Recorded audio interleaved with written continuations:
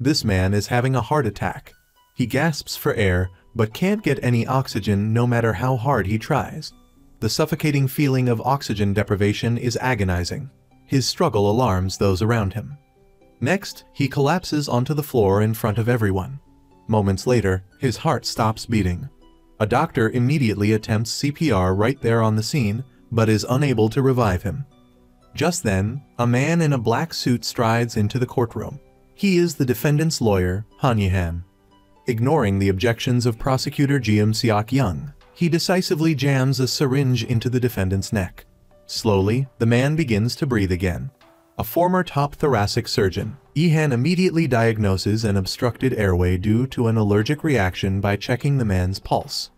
He then sterilizes the area around the defendant's neck, preparing to perform an impromptu surgery right in the courtroom. He declares that the courtroom, like an operating room, is a place where life and death decisions are made. The reason for all of this, and why he transitioned from doctor to lawyer, goes back 5 years. Yi-han was once a renowned surgeon at Banseok Hospital. He never lost a patient on his operating table. Even those with critical illnesses had their fates reversed in his capable hands. For this, his colleagues held him in high regard. But Yi-han harbored a secret. Whenever the hospital director needed him, he would become a ghost surgeon, secretly operating on the director's son. The director's son, Gu Hyun-sung, was also a surgeon, but his skills were far inferior to Yi-han's. Hyun-sung was clumsy and easily flustered, unsure how to handle unexpected situations. He had nearly killed patients multiple times due to his mistakes. Each time, Yi-han's intervention saved the day. Director Gu Jin-kai was a highly ambitious man. He not only schemed to advance his son's career, but also plotted to turn the hospital into a global corporation, ultimately making it his personal asset. Furthermore, his son's surgical patients often included powerful political figures. Seok-young and Yi-han were once lovers, deeply devoted to each other.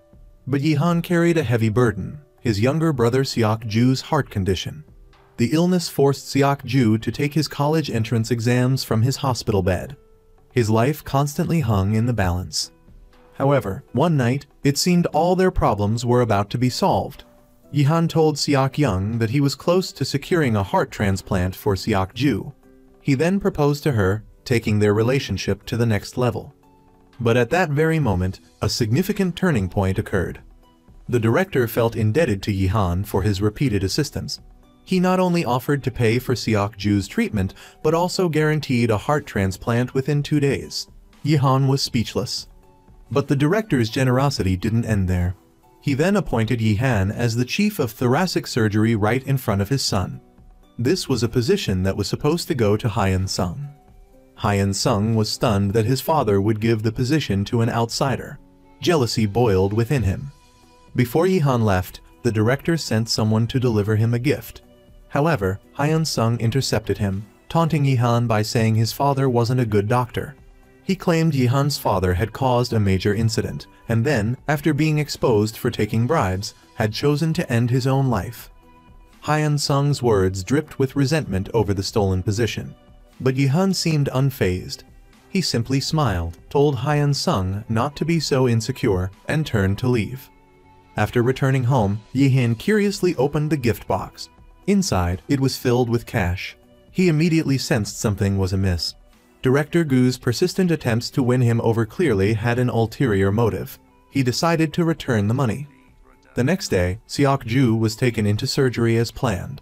As an older sister, Seok-young was understandably worried. She pleaded with Yi-han not to make any mistakes. She couldn't bear to lose her sweet, understanding younger brother. Yi-han comforted her, assuring her that the surgery would be a complete success. With everything prepared, Yi-han and his assistant began the operation to remove Seok-ju's heart. The director watched the procedure on a large monitor in his office. After the new heart was placed, Yi-han began to suture from the left side, simultaneously raising the body temperature. After much effort, the heart began to beat normally, and the patient started breathing again. But just as everything seemed to be going smoothly, the pulmonary artery pressure suddenly began to rise rapidly. If the heart couldn't withstand it, the patient would be in critical condition. Time was running out. Without immediate action, there would be no hope. All eyes in the operating room turned to Yi-han, waiting for his next move. He decided to drain the fluid from the pulmonary artery. After a series of delicate maneuvers, Seok-ju was finally pulled back from the brink. This once again demonstrated Yi-han's exceptional surgical skills. Upon receiving the good news, Seok-young was overjoyed. But that evening, the director called, summoning Yi-han to his ghost surgeon duties. This time, even the director himself scrubbed in and joined the surgical team. The director confessed to Yi-han that he had removed this patient's heart without the family's consent. He knew he had violated medical law and could even face prison time. But this patient was incredibly valuable, so he was willing to risk everything. Tonight, he begged Yi-han to help him one last time. If this surgery was successful, Yi-han would never again have to be a ghost surgeon for his son. Seeing Yi-han's prolonged silence, Gu Jin-kai continued, "If you just help me this once, I'll be indebted to you forever." With the situation laid bare, Yi-han reluctantly agreed. But he demanded that Gu Jin-kai tell the patient's family the truth after the surgery. Gu agreed, saying he would take full responsibility for the consequences. The surgery began. Suddenly, a concerto filled the operating room. Gu explained that it was the patient's favorite piece. Yi-han, without further comment, began to work.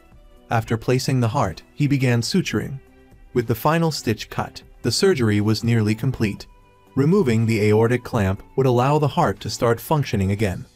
The heart rate gradually stabilized. The patient had been given a new lease on life. But just then, the septum malfunctioned, and the monitors began to alarm. The heart had stopped. Seeing the crisis, Yi-han immediately instructed his assistant to inject adrenaline, then began resuscitation with the defibrillator. Seeing a response, Yi-han calmly placed his hand on the patient's heart and began rhythmic compressions. His colleagues watched with bated breath, fearing the patient's weakened state wouldn't be able to withstand the pressure. But there was no time to hesitate. Under Yi-han's skilled hands, the heart began to beat again. The surgery was a resounding success. After leaving the operating room, the director handed Yi-han a room key and told him to get some rest. The luxurious room, complete with a lavish spread of food and champagne, suggested the director had planned this in advance. But Yi-han wasn't interested in rest. He wanted to check on Seok-ju's post-operative condition. However, at that moment, he suddenly collapsed into unconsciousness. That night's surgery had sown the seeds of tragedy. A short while later, colleagues frantically searched the hospital for Yi-han. Something terrible had happened. The ringing of a telephone roused him from his unconscious state. Seok-ju had lost his heartbeat. The medical team was desperately trying to revive him. Yi-han rushed to his brother's side, but his efforts were futile. It was too late. Seok-ju was gone. In that moment, both Yi-han and Seok-young felt their world shatter. The air was thick with shock and grief. Yi-han sorrowfully announced Seok-ju's death. Seok-young broke down into inconsolable sobs. Her brother was only 19. He had been perfectly healthy just yesterday. Hadn't Yi-han promised her that her brother would be okay? According to his colleagues, Seok-ju's condition began to deteriorate in the morning. Unable to reach Yi-han, the director himself fitted Seok-ju with an ECMO machine. Yi-han asked a colleague about Seok-ju's condition that morning. The colleague explained that the head nurse had suddenly changed shifts, preventing him from attending to Seok-ju. Seok-ju had passed away that morning. Around midday, a doctor had already approached Seok-young about organ donation, which struck everyone as strangely hasty. Grief-stricken, Seok-young was about to ask Park Kai-teen for confirmation when Yi-han stopped her. He suspected that Seok-ju's death wasn't as straightforward as it seemed. He requested an autopsy. The director suddenly appeared and, to everyone's surprise, readily agreed. A surgical team was already prepared. The autopsy was quickly performed. The medical examiner stated that Seok-ju's heart had failed. There was hemorrhaging in the pulmonary artery, causing cardiac tamponade. This led to bradycardia and ultimately, fatal shock due to delayed treatment. This, she concluded, was the cause of death. The more Yi-han heard, the more suspicious he became. He had handled that exact, critical situation during Seok-ju's heart transplant. He insisted his work had been flawless.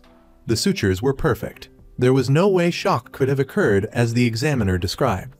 The examiner, however, remained impassive, stating that her job was simply to report the facts. Yi-han was devastated, unsure how to face Seok-young. All the blame was directed at him, the lead surgeon. He wasn't even allowed to see the surgical records, being told they were confidential by order of his superiors.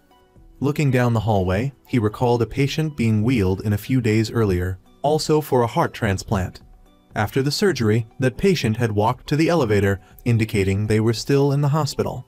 If he could find that patient, he might uncover the truth.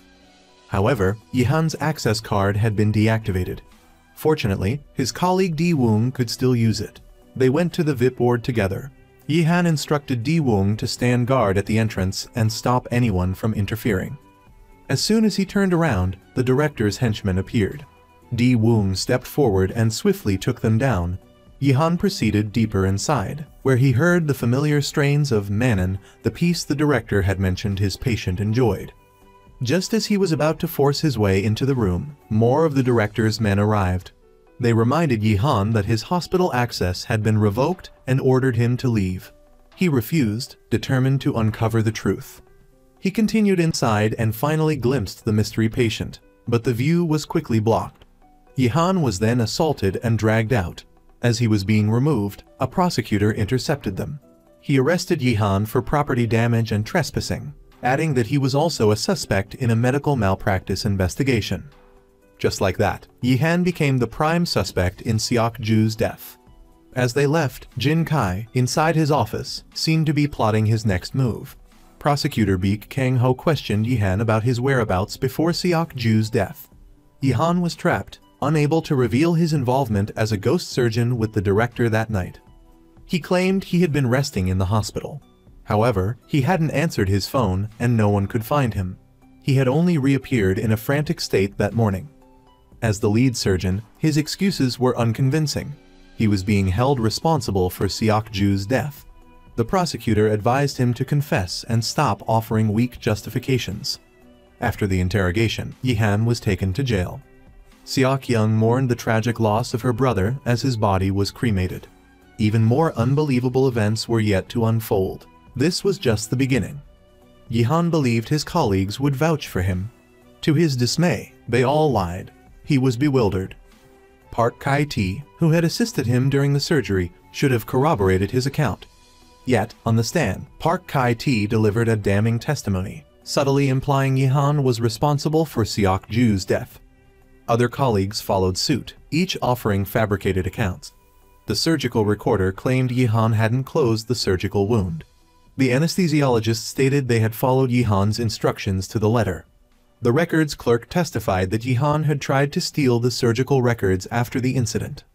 The medical examiner reiterated the autopsy findings, firmly standing by her conclusions. Every piece of evidence pointed to Yihan as the culprit. But there was one last witness. The judge asked Di Woong whether he and Yihan had sutured the wound after taking the blood sample. Di Woong affirmed they had. Baek Kang-ho immediately countered. Di Woong addressed Yihan as Hyun, indicating a close relationship. Given their friendship, it's highly likely he is covering for him. Furthermore, Di Woong had helped Yihan fight security guards while entering the VIP ward. Therefore, Di Woong's testimony was deemed unreliable. Murmurs erupted in the courtroom. Someone whispered, "Yihan is a criminal with a medical license." Baek Kang-ho and his team then searched Yihan's apartment, discovering a box full of cash, the gift from director Jin Kai. It was now presented as evidence of bribery. Overwhelmed, Yihan's mother suffered a heart attack and required medication. In just 2 days, Yihan had gone from a renowned surgeon to a disgraced criminal. Upon entering prison, he was brutally assaulted by other inmates. That evening, covered in bruises, Yihan was awakened by a light. It was director Jin Kai, the man who had repeatedly solicited his services. Yihan asked, "Did you bribe everyone?" Jin Kai simply advised him to confess. "If you confess, you'll be released, and your mother will be safe. All you'll lose is a respectable job." Jin Kai's true colors were now revealed. His earlier gestures of goodwill had been purely self-serving. He refused to admit any wrongdoing.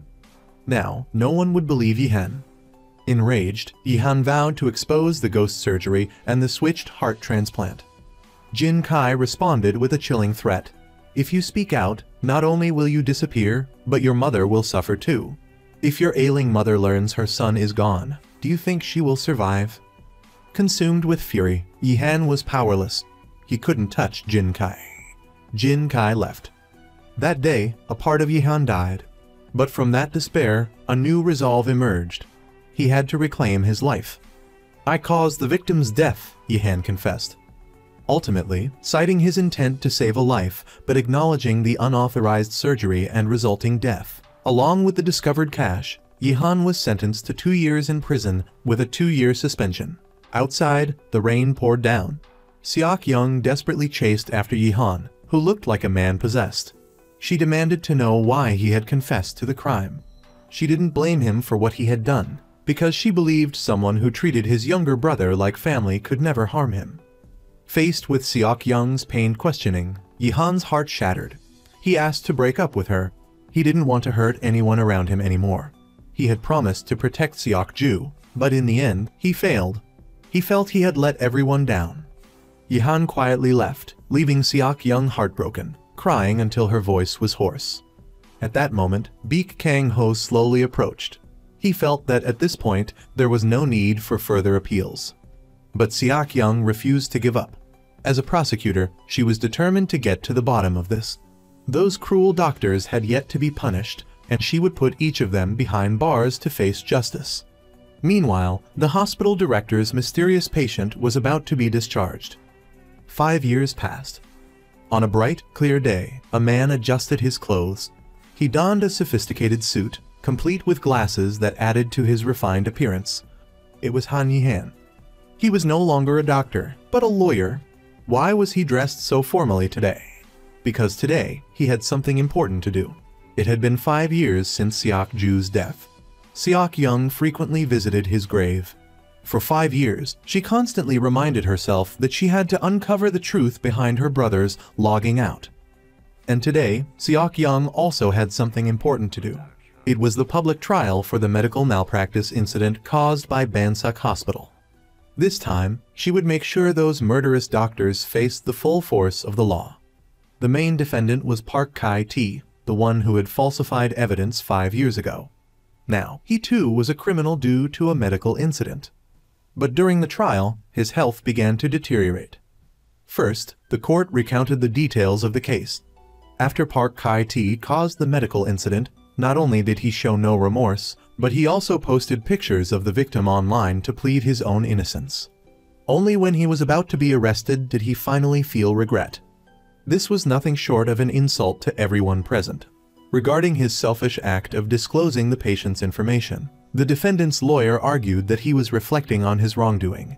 Moreover, the hospital would comply with humanitarian principles and compensate the victim's family. Park Kai-T's health continued to worsen.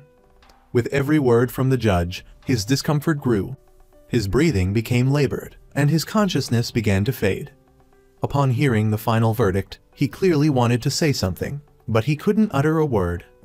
Finally, he collapsed face first onto the floor. At this moment, Yihan appeared at the doorway. He slowly entered the courtroom.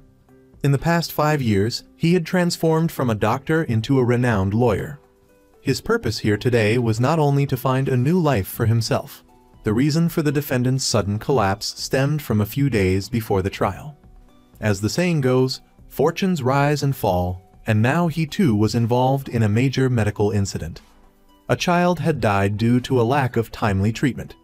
If a satisfactory resolution wasn't reached, Bansuk Hospital's reputation would be ruined. Therefore, Jin Kai was naturally pushed forward as the scapegoat. He wasn't happy with this arrangement. But the lawyer threatened him. If you reveal this, all your efforts for the past half of your life will be washed away. As for the next half, we promise to make you completely useless. With that, the lawyer calmly left. Faced with this blatant threat, Kai-T was terrified but could only silently cry out in his heart. He couldn't believe this was happening to him. Then, a man appeared, claiming to have a way to help him clear his name. But upon seeing the man, Kai-T recoiled in fear. Now, Yihan had his own career, but his purpose today was more than that. In reality, he wanted to do something incredibly important. He wanted to carry out his plan for revenge. Park Kai-T pressed his head against the table, loudly apologizing. But Yihan wasn't interested in playing games with him. Yihan wanted him to confess to what he had done and expose the hospital director's crimes. At the trial in 2 days, if Park Kai-T followed his instructions, Yihan promised to help him get off scot-free. Kai-T wasn't entirely convinced about this plan, as everyone said this case was a sure loss. But Yihan reassured him, saying that as long as he followed his instructions, Park Kai-T could live however he wanted. The first step in the plan was to injure himself. After getting bandaged, the doctor would tell him to take medication. This would seamlessly lead to the second step, requesting amoxicillin. Since Park Kai-T was a seasoned doctor, no one suspected anything. After obtaining the medication, the third step would begin. Yihan instructed Park Kai-T to take a large dose of the antibiotic to induce anaphylactic shock. Yes, he needed Park Kai-T to reach a critical point.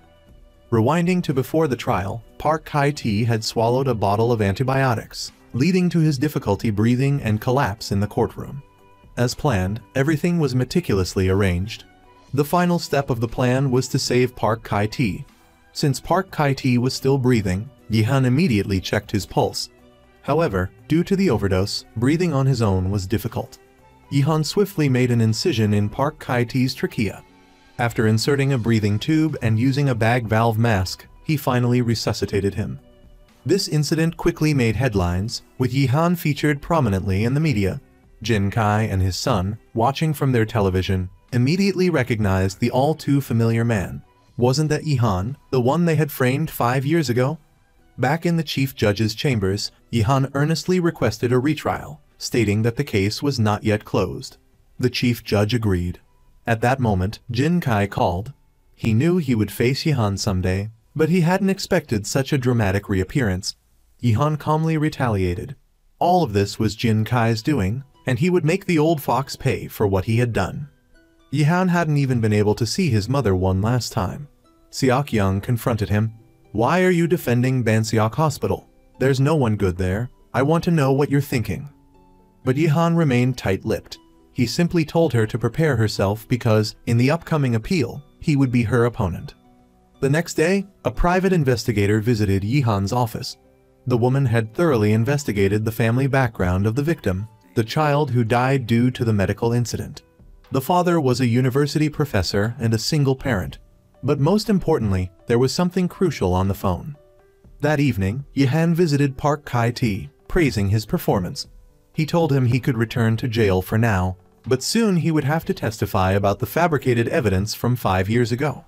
This was just the beginning of Yihan's plan. After 5 years of scheming and expansion, Jin Kai had brought Banseok Hospital to the pinnacle of the medical world. He was even building a new $400 million hospital. After a lengthy presentation, he unveiled a product that astonished everyone, a surgical machine entirely researched and developed by his hospital. As long as the body's structure wasn't extensively damaged, this technology could facilitate complex heart transplant surgeries. The live demonstration would be performed by Hyun Sung, his son.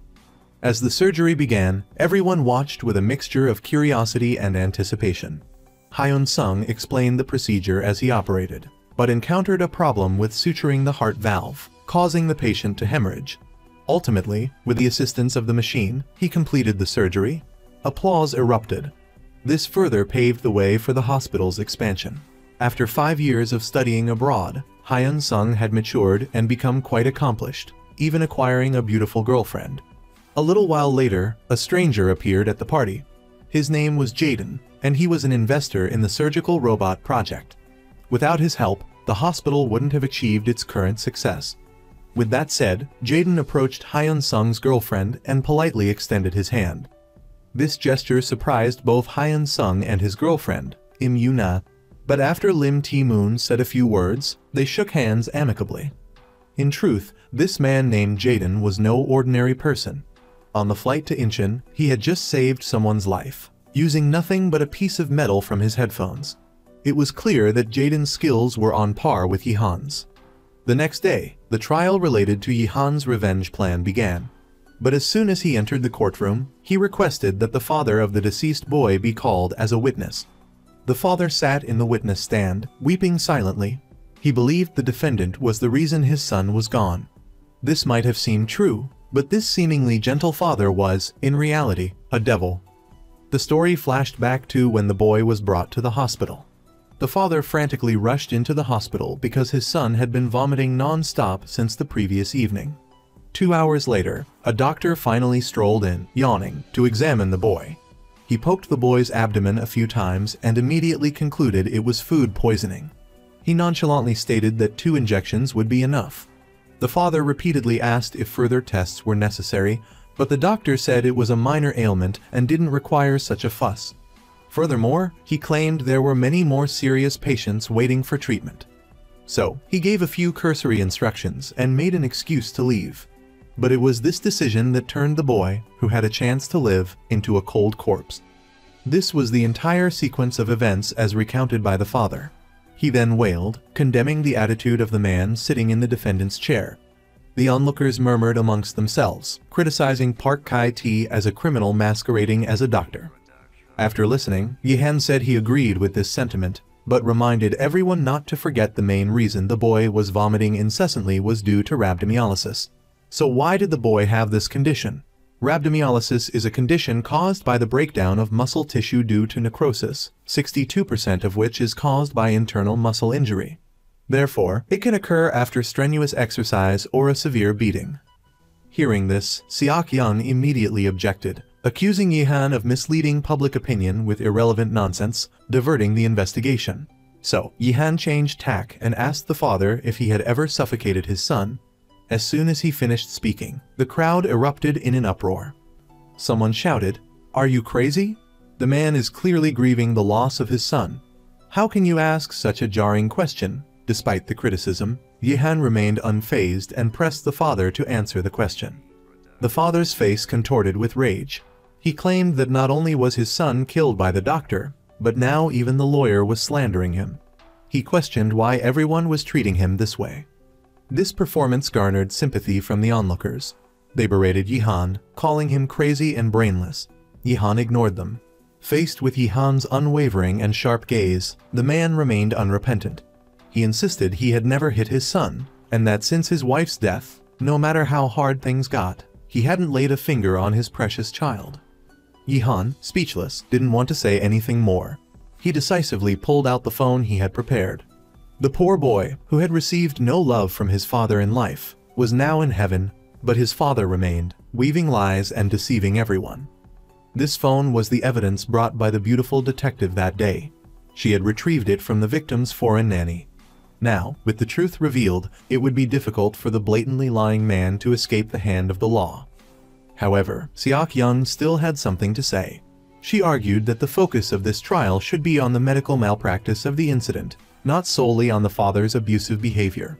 Yi-han then argued that the patient's family should have proactively provided the hospital with the boy's medical history. But the father, fearing exposure, concealed it, leading to the doctor's misdiagnosis.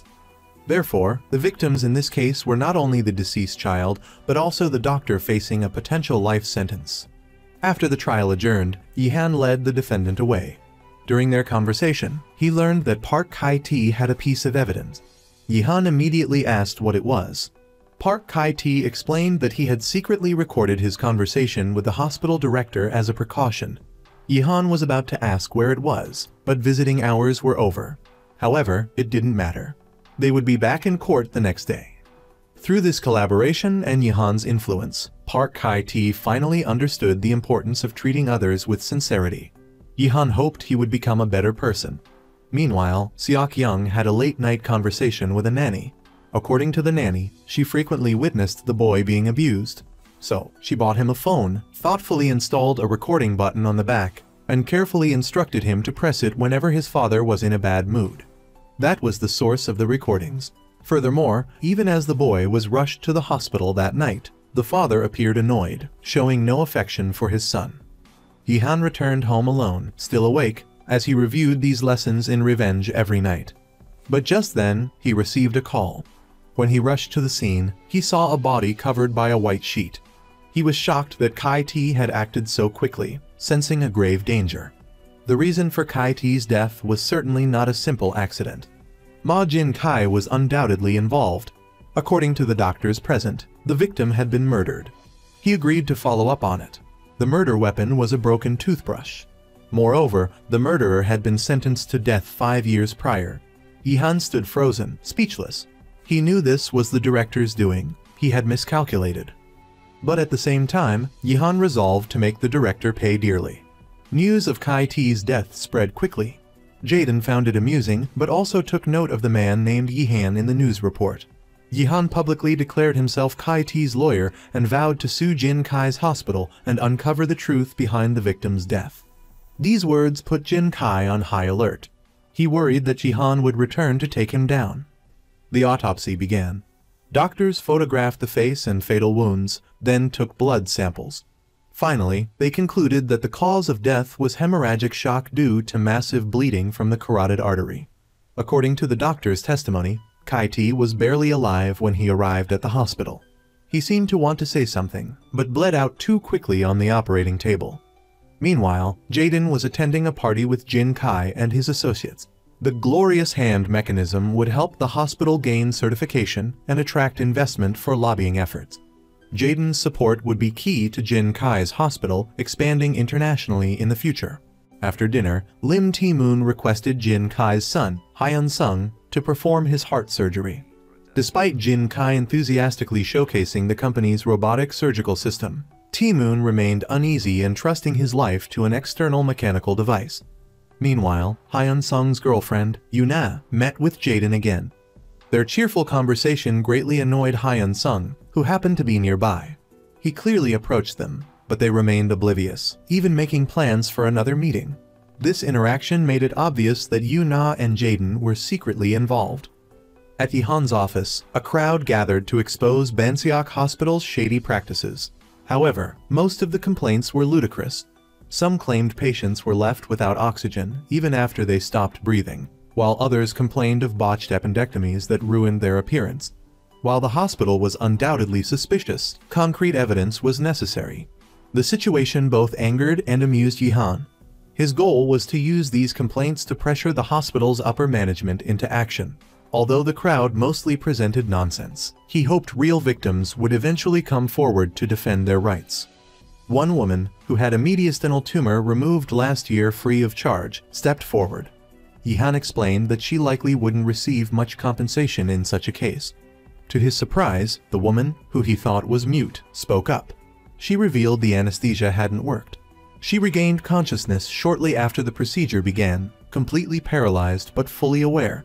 She felt like a lamb being slaughtered, screaming internally to stop the surgery, yet unable to make a sound. This vulnerable woman endured the agonizing sensation of metal cutting into her flesh. Once a promising singer on the cusp of stardom, she now struggled even to speak.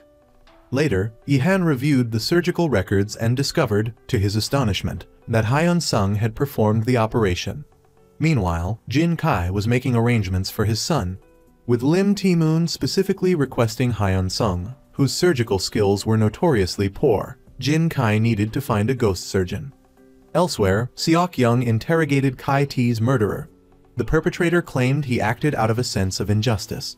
He resented how Kai Ti could profit illicitly while he was forced to obey orders. Nam Hyuk-chul, a former colleague of Kai Ti whose ex-wife, Jo Young-hyun, was the head nurse at Bansiak Hospital, was questioned by Seok Young about the murder. Hyuk-chul, already on death row, claimed killing a few people wouldn't change anything. Yihan visited the hospital to retrieve Park Kai Ti's personal belongings from a former subordinate. Upon leaving, he ran into Hyun Sung. Yihan pointedly asked if Hyun Sung had found a new ghost surgeon. At that moment, Jaden Yo-sub appeared, instantly recognizing Yihan from the recent news report. Once inside the elevator, Jaden instructed his subordinates to investigate Yihan's background, aiming to determine if the allegations against Bansiak Hospital held any merit. That evening, Hyun Sung still seethed over Yihan's earlier remarks, fueling his anger. He reached out to his girlfriend, but Yuna claimed to be busy. Indeed, she was busy with Jaden. The two went upstairs, where Jaden took a pill and then gave another, called Freedom, to Yuna. Shortly afterward, Yihan received a call from Jaden's subordinate, requesting his presence. After signing a confidentiality agreement, Yihan entered the room, only to be shocked by the sight of Yuna, unconscious and bleeding, lying on the bed. Jaden, standing beside her, claimed he knew Yihan would come, then lunged at him, grabbing his collar. However, within seconds, Jaden lost control of his own body and collapsed onto the bed as well. He urged Yihan to attend to Yuna first, explaining that she had hit her head on the table when she fell and was in worse condition. Jaden admitted he had only intended to get a little high, but things had gotten out of hand. Yuna, though in a bad state, was still conscious. Yihan instructed Jaden's subordinate to bring a dialysis machine.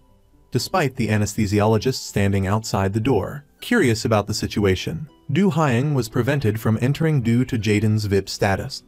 While working late, Seok Young received a call alleging someone was snorting drugs on the top floor of Banseok Hospital. She immediately prepared to investigate. The anesthesiologist, realizing the seriousness of the situation, informed Hyun Sung. Yihan quickly inserted a needle into Yuna's arm for bloodletting, intending to use dialysis to remove the narcotics from her system. He then activated the machine and waited for it to take effect. He planned to use the same method on Jaden. Seok Young arrived at the top floor, but security refused her entry. Determined, she decided to force her way in, accepting full responsibility for the consequences. However, just as she was about to do so, Hyun Sung appeared. Suspecting his girlfriend and Jaden were together, he ushered Seok Young and her team upstairs. Aware of the impending inspection, Jaden's subordinate panicked. If they were discovered with two unconscious people who had clearly overdosed, they would be ruined. He pleaded with Yihan to expedite the treatment while he went to deal with the situation. They reached the top floor, where Yihan continued working, needing to administer another medication to aid their recovery. He quickly injected it intravenously. Time was of the essence, and the subordinate remained outside the door, blocking entry. Hyun Sung ordered the guards to fetch the master key. He was even more anxious than the prosecutors, having recently discovered the unusual relationship between his girlfriend and Jaden. He believed that gaining access to Jaden's room would reveal their secret. Meanwhile, Jin Kai was dealing with his own headache. A patient with a damaged larynx had filed a lawsuit against the hospital. Although they were likely to win, the company was in the midst of fundraising and couldn't afford any negative publicity. The woman in the viral video, who exposed the ineffective anesthesia, recounted her horrifying experience of being operated on while fully conscious, leaving her with deep emotional scars. Adding to Jin Kai's woes, he received a call from the anesthesiologist about the incident on the top floor. Jin Kai immediately ordered that no one be allowed to enter Jaden's room. Hearing that his son was stubbornly trying to gain access, he instructed the anesthesiologist to hand Hyun Sung the phone. Yihan, too, was growing increasingly anxious. The patients should have regained consciousness by now, but they remained unresponsive. He decided to administer another dose of medication. The anesthesiologist gave the phone to Hyun Sung. With the call connected, Jaden's subordinate deliberately told Jin Kai that if Hyun Sung allowed the police in, their partnership would be jeopardized beyond repair. The anesthesiologist gestured for Hyun Sung to speak calmly with his father. However, Hyun Sung abruptly ended the call, declaring that he was now in charge of Banseok and even his father had to step aside. He then ordered the group to enter the room. Everyone was stunned to see Yihan inside Jaden's room. Jaden, who moments before had been incapacitated, casually emerged from the bathroom. Seok Young directly stated their purpose. Jaden claimed he had merely asked Yihan for legal advice. Seok Young's team began searching the room. Hyun Sung continued to taunt Yihan, accusing him of violating medical laws and boasting about finding evidence of drug use. Initially, the search yielded nothing. However, Seok Young then discovered a syringe under the bed, confirming their suspicions. Yihan rushed in, witnessing the discovery. Seok Young demanded to know what he was doing there. On one side, Hyun Sung discovered a secret room. He wasn't sure if his girlfriend was waiting behind the door. Unexpectedly, just as Hyun Sung raised his hand to open it, Jaden called him out. He warned Hyun Sung, "If you stop now, I'll pretend nothing happened." Yihan said, "There isn't enough time to explain everything, but what he's doing isn't wrong. He's doing all of this to avenge Seok Ju and the lives that were ruined." Clearly, Seok Young didn't want to hear any of this. After he spoke, she wanted to go out and expose everything, but Yihan said, Seok Ju was murdered. Chief Jin Kai's medical incident, anesthesiologist Du Haiying, and extracorporeal circulation specialist Young Hyun. These three are the main culprits who led to your brother's death. Seok Young was furious, unsure what nonsense the man in front of her was spouting. She assumed Yihan was making excuses for himself.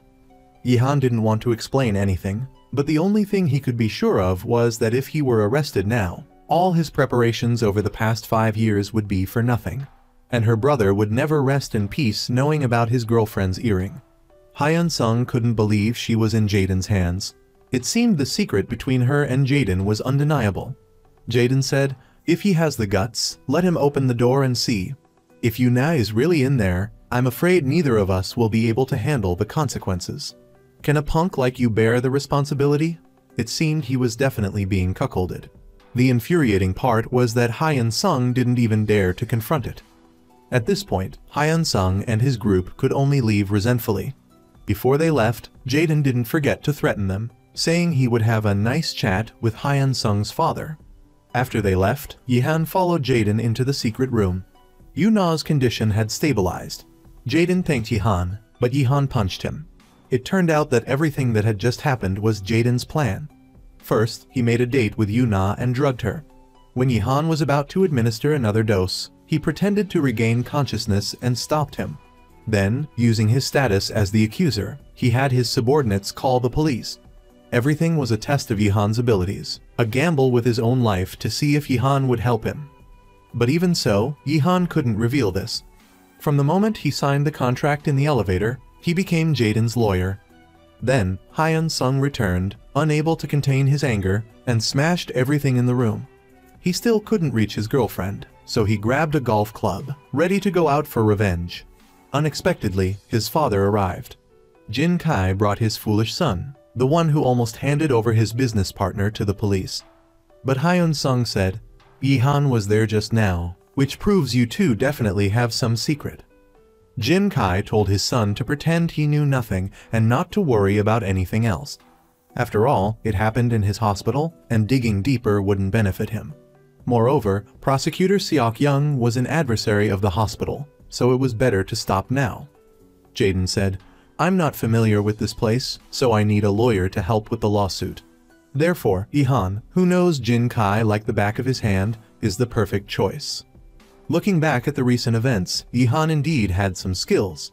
As a reward, Jaden would find a way to reinstate Yihan's medical license, but he also stated bluntly, "If I ever find you using drugs again, Jaden, I will prosecute you without mercy." On one side, the case of the young woman accusing the hospital of ineffective anesthesia was causing Jin Kai a major headache and had entered the investigation phase. The hospital administration planned to silence the victim's family with 1 billion won. The woman's mother was astonished. She had never seen so much money in her life. The conditions were simple. In addition to keeping quiet, the hospital demanded that the family drop the lawsuit and delete the video testimony they had posted online. Meanwhile, a doctor at the hospital was deeply conflicted. After hearing the girl's accusations in the video and seeing the court's summons for witnesses, he was unsure what to do. The hospital flatly denied the ineffective anesthesia claim and countersued, accusing the young woman of lying. Finally, they demanded she appear in court to clarify. The young woman stated, "During the surgery, I was in excruciating pain. I felt like I was dying." Yet, the hospital refused to acknowledge its mistake. She insisted she didn't need the money. Seeing that they couldn't persuade the patient, the hospital's lawyer shifted focus to her mother. He argued that her daughter could barely speak now, and this money would be enough to provide for them for the rest of their lives. Even if they didn't understand the situation, they shouldn't refuse such an offer. The young woman begged her mother not to accept the money, but the lawyer insisted, saying it wasn't easy for her mother to raise her alone. Now that she couldn't speak, life would be even harder, and her mother deserved some rest. Unexpectedly, the mother firmly refused to settle. She believed life should be under one's own control, and whoever made the mistake should be held responsible. The money was indeed a large sum, but she wouldn't trade her daughter's integrity for it. The lawyer continued to persuade her, but the mother remained unmoved, even pushing the money away. Since that was the case, they would have to see each other in court. Before leaving, the lawyer issued a threat, hoping the family wouldn't regret their decision. In the car, the lawyer received a call from the hospital's investigator, saying they had a firm grasp on the patient's situation. This was the key to winning the case. Back at the hospital, the anesthesiologist and others began to discuss the case. The lawyer suggested that the witness, Yo-sub, should go somewhere else to avoid attention. As long as he didn't appear in court, they were sure to win. That evening, Yo-sub went to see Do-hyung, saying he wanted to go to court to explain and ask the patient's family for forgiveness. Do-hyung flew into a rage and threatened him. If he dared to defy the hospital, they would revoke his medical license. All he had to do was not show up to testify. If he handled this well, he would be promoted to chief of thoracic surgery. As Yo-sub walked away, lost in thought and on the phone, someone appeared behind him. The day of the trial arrived, and as expected, Yo-sub didn't appear to testify. This brought a sigh of relief to the hospital's lawyer. The hospital's lawyer argued that the patient's awakening during surgery was purely imagined and that Yi-han was a disgraced lawyer whose words couldn't be trusted. It would be better if the witness, Do-hyung, described the situation himself. Then, Do-hyung explained that anesthesia awareness had never been considered a medical incident in the medical field. Frankly, it was just a hypothesis. He had been practicing for over 20 years and had never encountered such a case. Yi-han immediately presented evidence from a domestic investigation confirming that 1 in 1,000 anesthetized patients experienced anesthesia awareness. To further solidify his case, Yi-han asked the young woman to recount the events of that day. She said, "Although I couldn't move my body, I was completely conscious." She described how the doctor cut from her trachea up to her upper abdomen, a feeling of pain and fear she would never forget. After she reported this, the hospital ignored her pleas. Only when she filed the lawsuit did they offer money to silence her. The courtroom suddenly erupted in noise. If she wasn't feeling guilty, why would she offer them $1 billion? As for the reason for the refusal, the young woman stated that the hospital demanded she delete the accusatory video and admit to spreading false rumors. But she firmly insisted she was absolutely not lying. It was the defendant's lawyer's turn to argue. First, she offered a profound apology to the young woman, but immediately reversed course, claiming the young woman was a patient suffering from delusions. Yi-han immediately objected, stating that this was an insult, but the lawyer insisted this wasn't So Yeon's opinion, but rather based on proper, verifiable evidence. Next, the lawyer played a video. It was a live stream the young woman had done the previous year. The beginning was normal enough, but later she seemed to become frantic, claiming there were ghosts in her house, and her erratic and strange behavior suddenly shifted the direction of the case. Furthermore, in the video, the young woman herself admitted to frequently seeing strange things recently. This further solidified the theory that she suffered from delusional disorder. The young woman cried out, saying her delusions had been treated and cured a long time ago. The lawyer immediately seized on this weakness and continued to press. Delusions are rarely cured completely. Due to the extended duration of her internship and the associated stress, the illness could have relapsed. Therefore, the young woman's testimony couldn't be considered proof of her recovery. The outcome of the trial seemed predetermined. Yi-han didn't know how to defend her any further. Finally, the defendant's lawyer didn't forget to subtly promote her hospital. Representing the entire staff of Banseok Hospital, she guaranteed they would treat the young woman until her full recovery, using the best equipment and medical team so she could once again stand on stage and fulfill her passion for singing. "The VIP patient has arrived," the director announced. The young woman suddenly screamed. Just when everyone thought the matter was settled, her words pushed the courtroom atmosphere to a fever pitch. She laughed loudly, stating she couldn't forget. She clearly heard someone announce, "The VIP patient has arrived," during her surgery. After that, the lead surgeon immediately left. She had heard their entire conversation. After the conversation, the lead surgeon rushed off to see the VIP patient. The lawyer immediately objected, claiming it was all a delusion, completely lacking credibility. The young woman was nearly broken. No matter how hard she tried to tell the truth, the heartless lawyer had a counter-argument for everything. She felt she was about to lose the case. Yi-han then called a witness. This person was the surgeon, Yo-sub, responsible for the young woman's surgery. Yo-sub admitted to being a ghost surgeon, the one who actually operated on the young woman. By doing so, he was essentially destroying his own future and career prospects. But it seemed he still had some conscience left. He went on to say he was coerced by someone else. That person was the anesthesiologist, Do-hyung. At the time, he deliberately stalled, not wanting to perform the surgery, but Do-hyung criticized him, because the patient's family was clearly unaware of the situation. yet Du Hyung kept urging him on. So, he had no choice but to comply. He understood the surgery wasn't difficult, and as long as he performed it well, everything would be fine.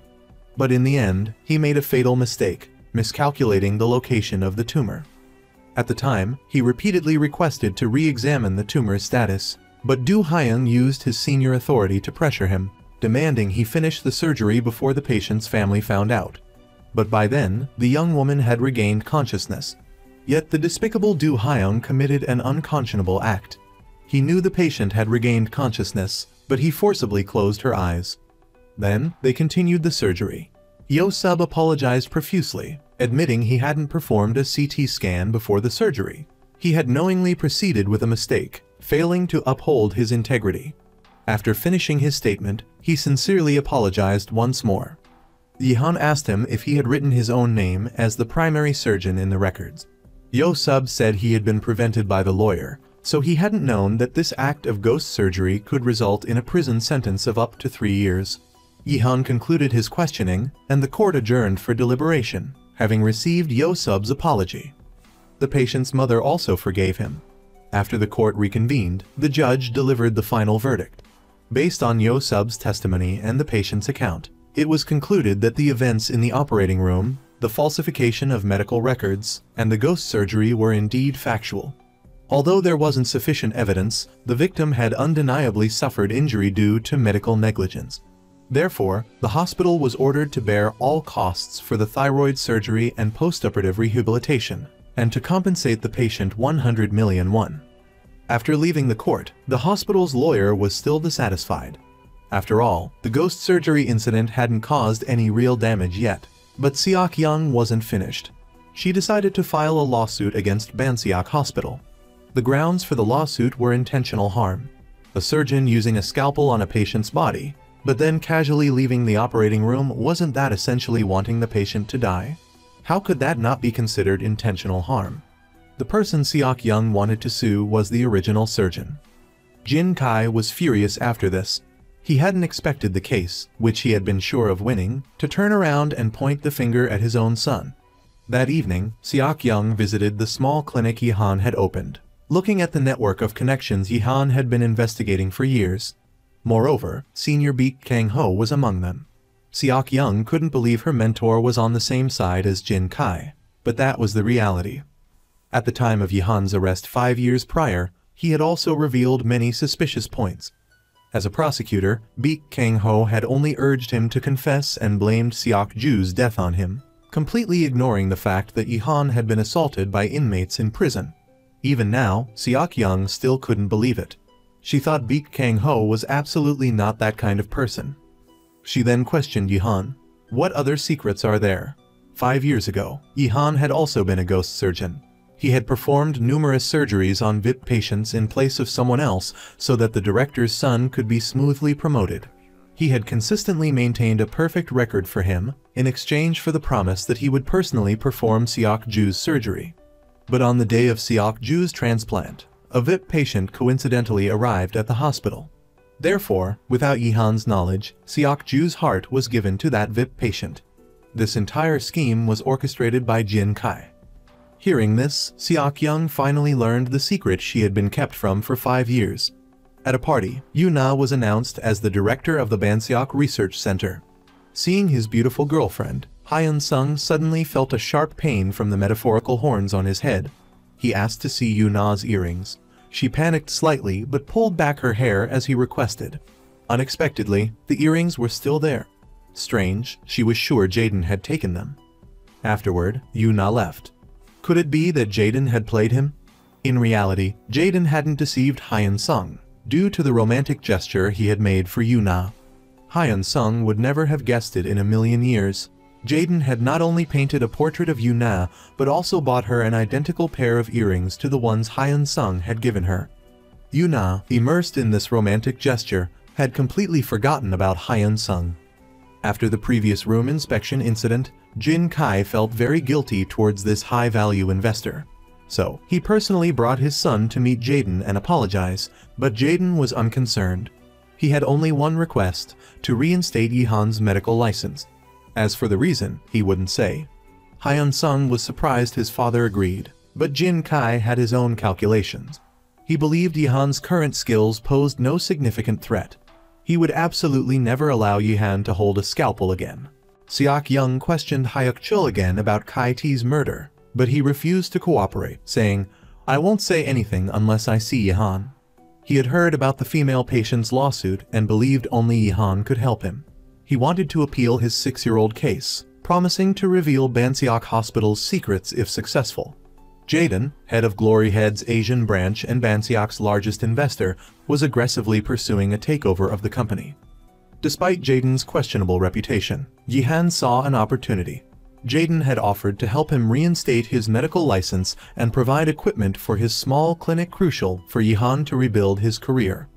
Yihan then visited head nurse Young Hyun, one of the 3 perpetrators of the Golden Chemical incident and Hyuk-chul's ex-wife. Young Hyun accused Yihan of being the murderer and questioned his audacity in confronting her. Yihan's purpose was simple, to inform her that her ex-husband, Hyuk-chul, had clearly murdered Kai-T. Unaware of this, Young Hyun claimed her ex-husband's crimes, past or present, were no concern of hers. Yihan then brought up their son, 11 years old and suffering from hypertrophic cardiomyopathy. The boy's life was being prolonged by medication provided free of charge by Jin Kai. However, the boy had developed drug resistance, worsening his condition.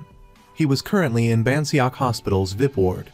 Yihan's proposition was straightforward. He would visit Hyuk-chul the next day and wanted Young Hyun to convince him to confess. In exchange, Yihan would save their son. As promised, Yihan met with Hyuk-chul, who requested a private conversation. As soon as Seok-young left, Hyuk-chul lunged at Yihan, pinning him down and pressing a sharp weapon against his throat. Struggling, Yihan cried out his son's name, promising to save him if Hyuk-chul confessed to the 6-year-old case. Hyuk-chul, growing impatient, demanded to know how Yihan knew about his son's illness.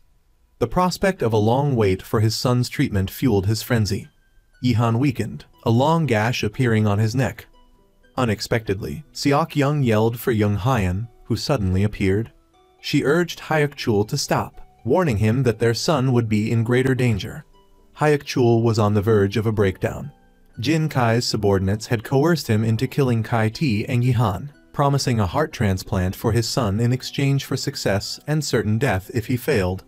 They had even provided a stone weapon to bypass metal detectors. Now, Yihan claimed he could save his son. What choice should he make? Exploiting Hyuk-chul's distraction, Yihan shoved him aside and escaped. It appeared Yihan was right. The director had instigated Kai-T's murder. Had Hyuk-chul killed Yihan, their son would have been doomed. Yihan had made a promise, but saving the boy required surgery. Without his license, he still needed Jaden's help. Jin Kai, frustrated by his failed plan, was determined to retaliate. He visited Hyuk-chul's son, ostensibly to check on his health, but actually to intimidate his parents. He increased the boy's medication dosage, disregarding the adverse effects of the drug resistance. His goal was to slow the heart's hypertrophy, reducing resistance for the upcoming transplant. Young Hyun, witnessing this, understood Jin Kai's warning.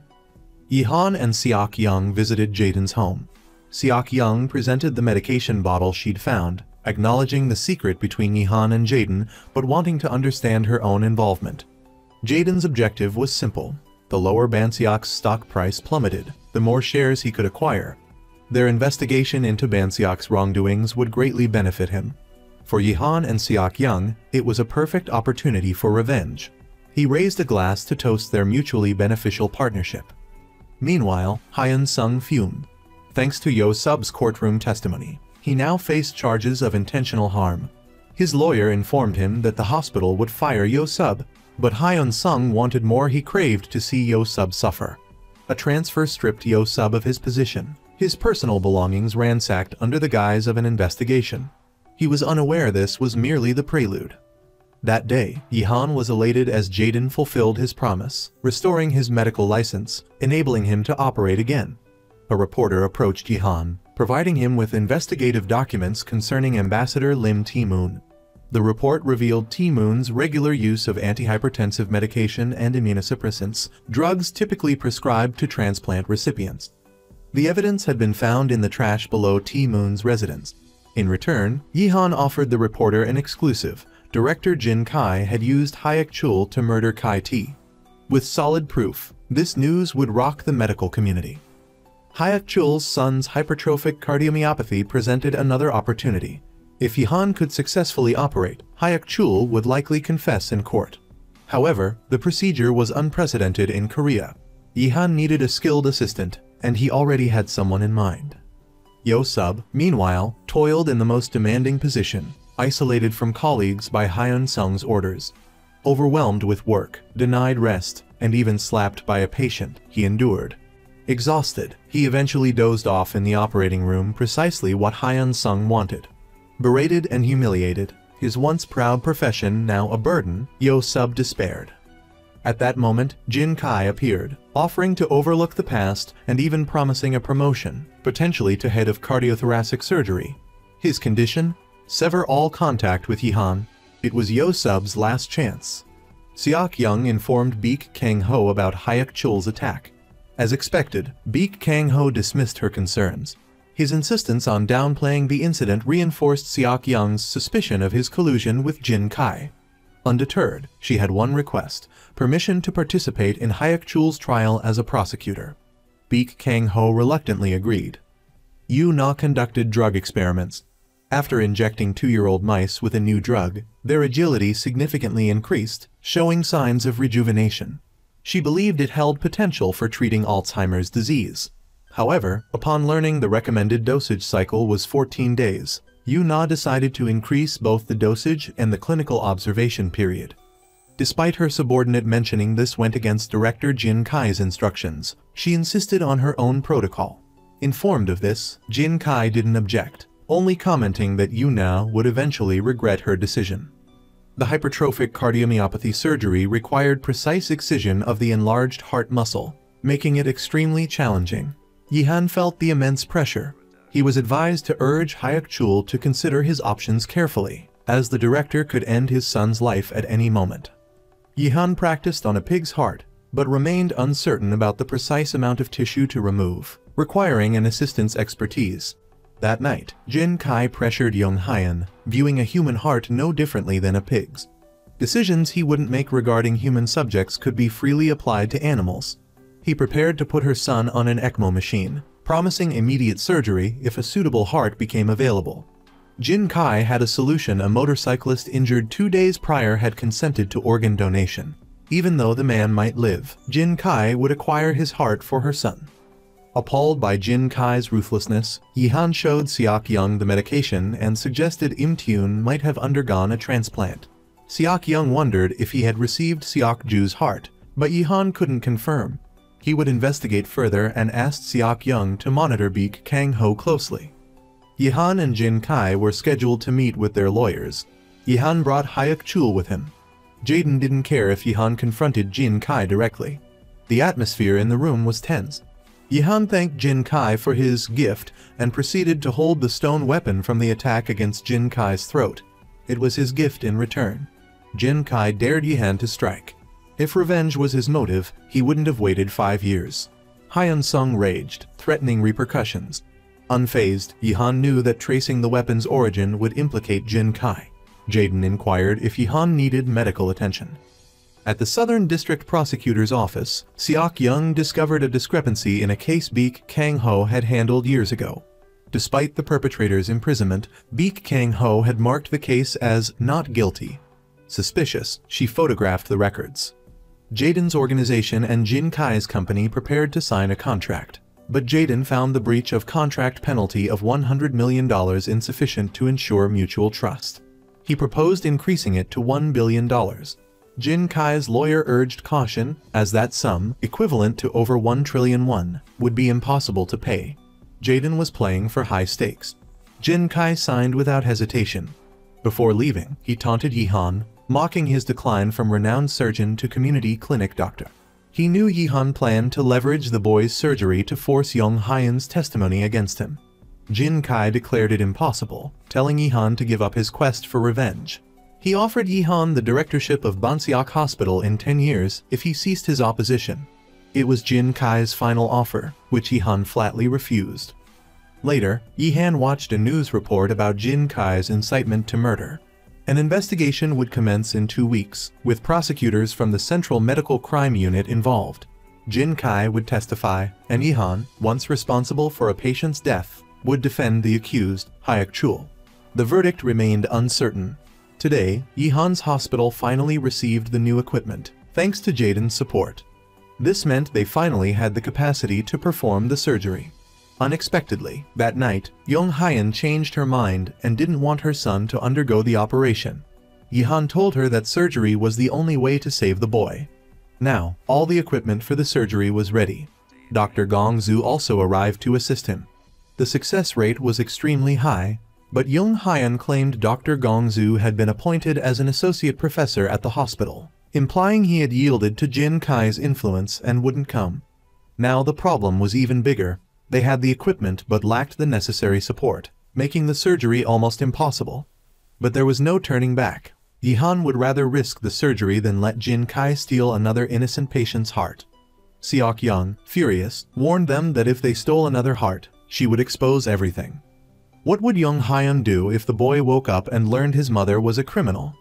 That night, Baek Kang-ho also learned that Seok Young was investigating him, and he became worried. It turned out that 5 years ago, he had believed Jin Kai's one-sided story and, because of Seok Young, had made a choice that prevented Yihan from continuing to operate. That's why he collaborated with Jin Kai.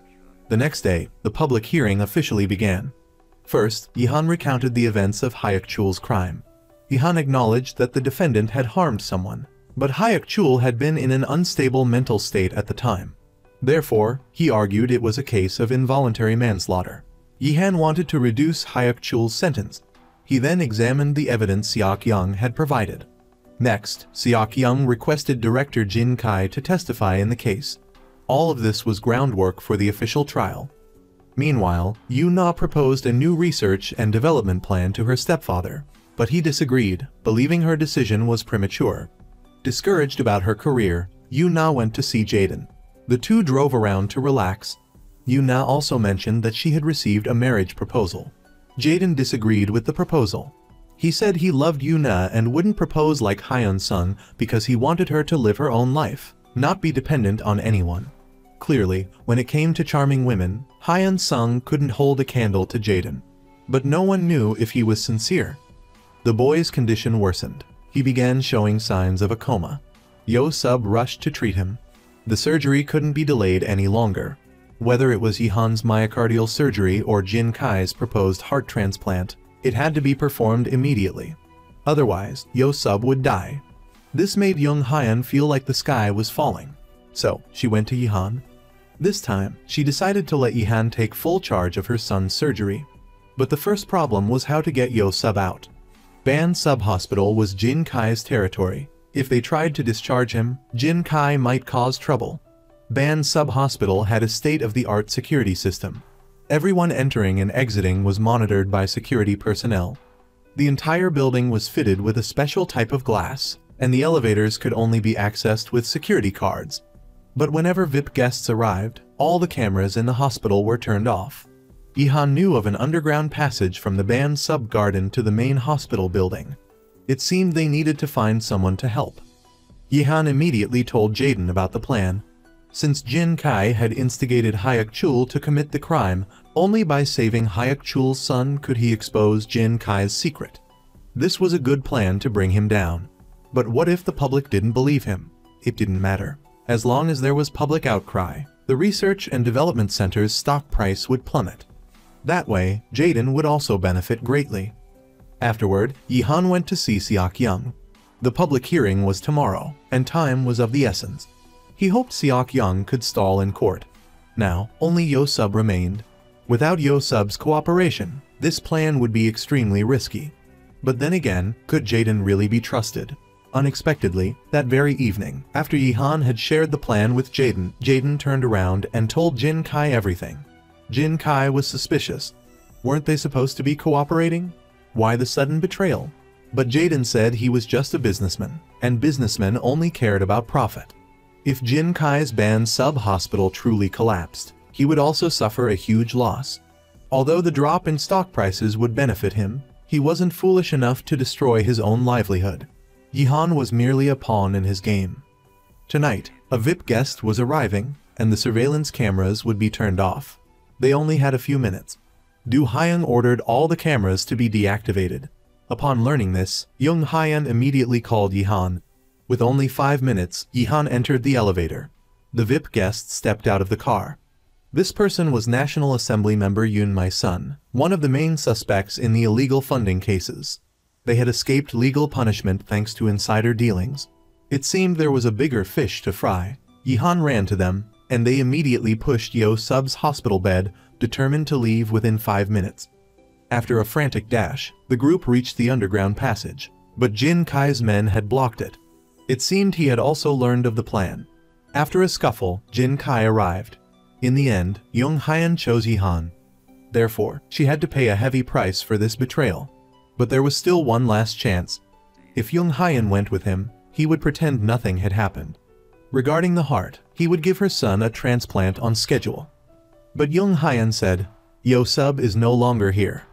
As soon as she finished speaking, Jin Kai immediately understood. He rushed over to check. Inside was a decoy. The sound of a helicopter echoed. Yo Sub had been taken away. It turned out this was Jaden and Yihan's plan. From the beginning, Yihan had requested a helicopter.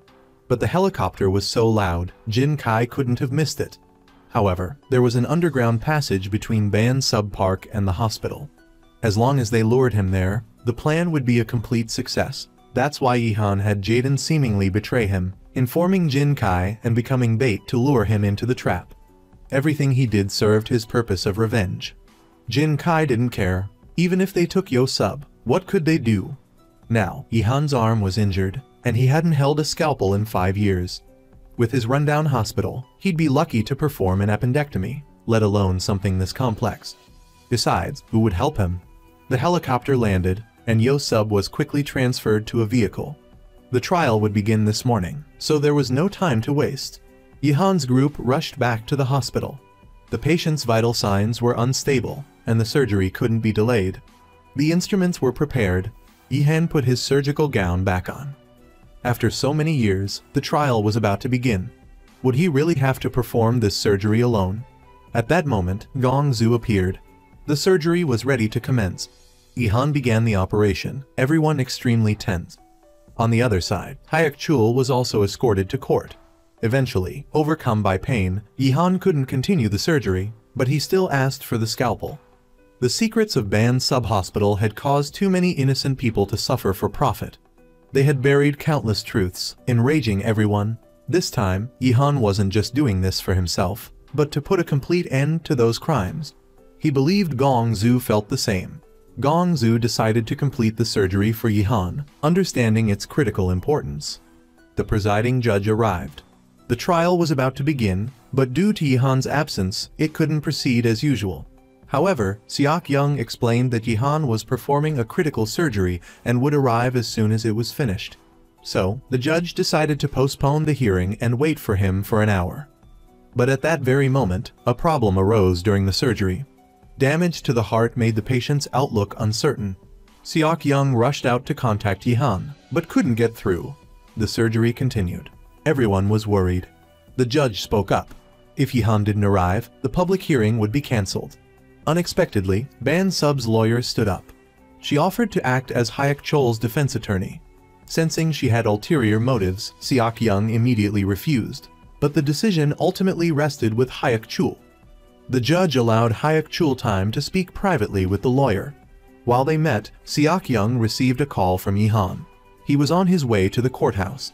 "Why do you want to defend me?" The lawyer's purpose was simple: to use Hayek Chul's son as leverage and force him to sign a settlement agreement. The trial quickly resumed. Hayek Chul declared he would not change lawyers and still wanted Yihan to represent him. At the last minute, Yihan arrived at the courthouse, bringing incredibly important news: they had successfully saved Yo Sub. With this development, they were sure to expose Jin Kai. The prosecutor accused Hayek Chul of murder, but Yihan argued for manslaughter. The prison's visitor log became crucial evidence. According to the investigation, Hayek Chul had never had contact with the victim before his death. However, in the case 6 years ago, Hyuk-chul had killed the victim before the public hearing. This suggested Hyuk-chul had been instructed by someone, silenced to prevent him from talking. Furthermore, for the past 6 years, Hyuk-chul had visited the infirmary once a month, but after the victim's death, his visits increased to 10 times a month. This indicated he was being coerced.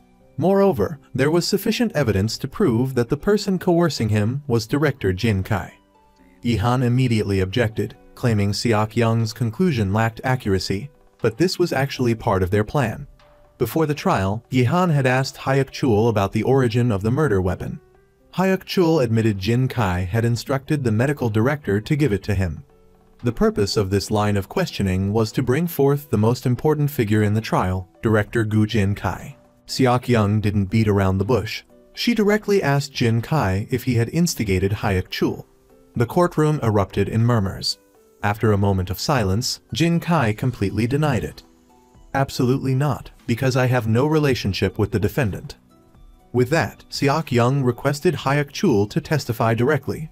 This was crucial. Yi-han told him to speak carefully. Now that his son had been saved, he only needed to tell the truth. After some hesitation, Hyuk-chul finally spoke. He confessed to the killing. Faced with this confession, everyone wondered how Jin Kai would escape suspicion. After 5 years, Jin Kai was finally about to be defeated, signaling the end of the dark reign within Ban Sub-Hospital. Reporters scribbled furiously, preparing to publish the story. But what happened next shocked everyone. Suddenly, Hyuk-chul seemed to lose his mind, yelling and screaming in the courtroom. He appeared to be having a mental breakdown. This rendered his previous testimony meaningless. Hyuk-chul was taken away. In the end, Yi-han lost the case. Furthermore, Yi-han's office was attacked. Even Di-woong was beaten. It turned out Gongzu was the one helping Jin Kai. He hadn't volunteered to assist Yi-han, but had been planted there by Jin Kai. Then, Jin Kai's men took Yo-sub away. Even more frightening, Jin Kai's actions were approved by the patients' families. He declared, "If Yi-han and his people dare to challenge me again, they will meet the same fate as Yi-han's father." With that, he arrogantly left. On one side, Lim Ti-moon was fuming. Not only was his daughter under suspicion, but his collaborative projects were also facing complaints. All of this trouble was caused by the Ban subgroup. Public support for him was dwindling, but he hadn't yet figured out how to respond. Just then, Jaden appeared. He came to help Lim Ti-moon. First, he would find a way to smooth over the discord between him and the ambassador. Then, he would use his influence to help secure collaboration on the new project. From there, he would regain public support and achieve Lim Ti-moon's dream of becoming president. Jaden claimed he was much more reliable than the Ban subgroup, and with Yuna vouching for him, Lim Ti-moon finally placed his trust in the talented young man. Meanwhile, Seok-young arrived at Hyuk-chul's interrogation room. She knew he had been feigning his behavior in court. She turned off the surveillance cameras and recording devices. Only then did Hyuk-chul slowly reveal the truth. It turned out the female lawyer had threatened his son's life. If he signed, she guaranteed his son could return to Ban sub-hospital for treatment. If he defied them, his son would be killed without anyone knowing. Hyuk-chul was furious but helpless. So, he broke his promise to Yi-han, signed the lawyer's contract, and then played the fool in court. Seok-young didn't want to hear any more of his excuses. She wanted to know all the secrets between him and Jin Kai. If he continued playing dumb, she would also cross some lines. Elsewhere, Young Hyan admitted that she hadn't expected Hyuk-chul to act that way. Yi-han wanted her to testify, but now it was impossible because Yo-sub had been taken by Jin Kai's men. It was essentially a hostage situation. More importantly, Young Hyan wanted to confess another crime to Yi-han. His father's case wasn't as simple as it seemed. He had been coerced. Years ago, Yi-han's father and Jin Kai were competing for the position of chief of cardiothoracic surgery. Yi-han's father, who had performed surgery on the former hospital director, had been framed. The former director, also the founder of the Ban subgroup, had died on the operating table due to improper treatment. At the time, Yi-han's father had devised the surgical plan. The hemorrhaging during the surgery was highly unusual, something Young Hyan, who was part of the surgical team, still couldn't understand. While they couldn't reveal the former chairman's health condition, they also couldn't let a new anesthesiologist control the situation. The person who assigned staff for the surgery was Jin Kai. Thus, everything became clear. When Jin Kai assigned Du Hyung as the anesthesiologist, he had no intention of saving the patient. Jin Kai had hatched a plot because he wanted the director's position. But the former director disagreed because he still had 2 sons. If Jin Kai took over, they would have no place in the hospital. After the incident, Jin Kai immediately shifted all the blame for the failed surgery onto Yihan's father, driving him to take his own life. After her confession, Yong Hyun shamefully knelt down. She was also complicit that year. Now, she could only beg Yihan for forgiveness. But the flames of hatred had already spread deep within Yihan's heart. Jin Kai wanted to perform a heart transplant on Kung Soo with X the following day. He didn't care that the patient had just pulled through a critical condition. Kung Soo's face was grim. After leaving, he couldn't help but vomit. He thought he could escape this time, but all he received was Hyun Sung's humiliation. Was he destined to be nothing more than their expendable pawn? So, the plan on this end failed. Jin Kai and Jaden had become enemies. Yihan sincerely apologized to Jaden, but Jaden brushed it off, saying he had another plan. The following week was the interim board meeting of the band subgroup, and the 2 sons of the former director, the very ones just mentioned, would be present. Jaden's plan was to first install the eldest son as chairman of the board, weakening Jin Kai's power. The upcoming hearing would require Jin Kai to temporarily relinquish all his positions, meaning, when he attended the meeting as an ordinary person, he would surely appoint a trusted confidant, most likely his son Hyun Sung, to act as director in his stead. Jaden proposed that Yihan run against Hyun Sung for this position. This was the second phase of their plan to overthrow Jin Kai. Revenge was meaningless without taking away what the enemy valued most. However, Seok Young quickly threw cold water on their enthusiasm, reminding them that the eldest son no longer held any shares in Ban Sub-Hospital and therefore had no decision-making power. But Jaden was prepared for this. He had a powerful card up his sleeve, Ambassador Lim Ti-moon. It seemed the second phase of Yihan's revenge plot was about to begin. Meanwhile, National Assembly member Yoon Mi-sun was receiving injections containing umbilical cord blood extract, followed by a full-body massage with stem cell cream. This was her daily treatment. She was a valued client of Ban Sub-Hospital and the power behind Jin Kai's rise. According to the investigation, Mi-sun had a daughter named Yang Sun-ae, who was being treated at Ban Sub-Hospital. After her divorce, Mi-sun had raised her daughter alone, nurturing her into a talented and virtuous young woman. Mi-sun and her daughter frequently appeared in the media. Strangely, however, her daughter later became ill and disappeared for 3 months. Furthermore, while Mi-sun frequently visited Ban Sub-Hospital, she wasn't Sun-e's guardian. Someone named Do Jin-woo held that role. It seemed finding this person was key to uncovering Sun-e's secret. Jaden was also busy. He attended an auction and spent 2 billion on a bottle of wine, which he then gifted to the Jang brothers, his rivals. His goal was to gain access to them, as Ambassador Lim Ti-moon, Yihan, and Jaden had formed an alliance. Though their motivations differed, their shared target was Jin Kai. Thus, they represented another piece of the puzzle in his downfall. Meanwhile, Yihan and Di-wong arrived at Do Jin-woo's house. Just as Yihan was about to knock, 3 men rushed out. Before they could react, Do Jin-woo, who was in the middle, shoved the thugs aside and ran. Yihan gave chase, but Jin-woo was agile and elusive. Seeing no escape route, he jumped from a balcony. Yihan continued his pursuit, finally cornering him in a dead end. He urged Jin-woo to calm down and talk, but before he could finish, Jin-woo scrambled over a metal fence, shouting that he wouldn't be used anymore. But just as he spoke, Mi-sun's men tasered him. The thug then taunted Yihan, advising him to behave lest someone get hurt.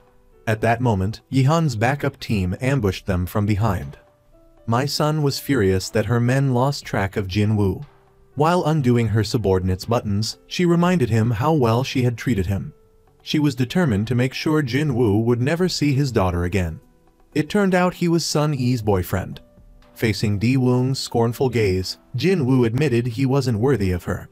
He also knew Mi-sun had sent those men to silence him. Furthermore, Sun-ae wasn't the radiant figure she presented to the media. Her own mother had ruined her life. It all started in elementary school. Because Sun Yi's ears were too large and affected her appearance, my son took her to a doctor to have them partially removed. The doctor warned that it would be painful for the child, but my son disregarded her daughter's feelings. As Sun Yi grew older, my son decided her legs weren't long enough and subjected her to limb lengthening surgery. As a powerful assemblywoman, my son wanted her daughter to be perfect.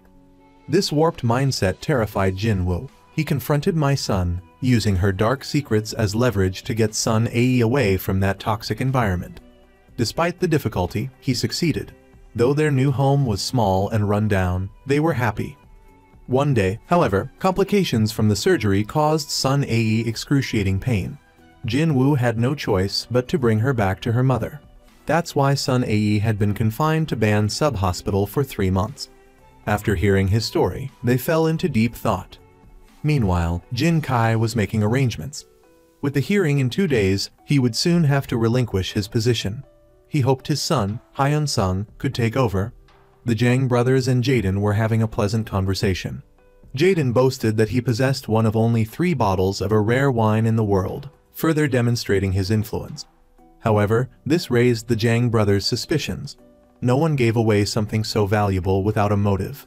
Jaden's goal was simple: to befriend them. After all, the value of friendship far outweighed 3 bottles of wine. While Jin Kai's wife and son were out for a walk, forensic examiner Yun Cheng expressed her long-held concerns. 5 years ago, she performed Seok Ju's autopsy. The mistake wasn't Yihan's. Jin Kai had promised her that it wouldn't affect Yihan's future, but he ended up serving 5 years for a crime he didn't commit. The guilt had haunted her ever since. Jin Kai turned on her, accusing her of being afraid of Yihan's return. He saw through her feigned righteousness, accusing her of trying to shift the blame onto him. He asserted that it wouldn't work, but he could guarantee his accomplices from back then would go unpunished. My son spoke to Sun Yi, but her words were laced with selfishness. She claimed to be acting in her daughter's best interest, but she was the one who had ruined her life. Sun Yi may have been unable to fight back, but my son's true colors would soon be exposed. Late at night, Jin Kai arrived at the hospital. My son questioned how Yihan knew about her daughter's surgeries. Wasn't this place supposed to keep secrets buried? If news about her daughter leaked, it would cause a scandal. Furthermore, if Sun Yi woke up, she might reveal everything. Jin Kai suggested postponing Sun Yi's awakening. She had end-stage idiopathic pulmonary fibrosis, and even if she woke up, she would be severely limited. He proposed administering a harmless drug to keep her in a coma while they searched for a suitable lung for transplant. In the meantime, he would find a way to separate Jinwoo from Yihan. After hearing Jin Kai's reassurances, my son agreed. It seemed this was the only way to protect her position. Unbeknownst to my son, she nearly collided with an oncoming car as she left. The driver was none other than prosecutor Seok Young. Jinwoo had filed a lawsuit against Jin Kai for medical malpractice, unauthorized treatment resulting in a patient's disability.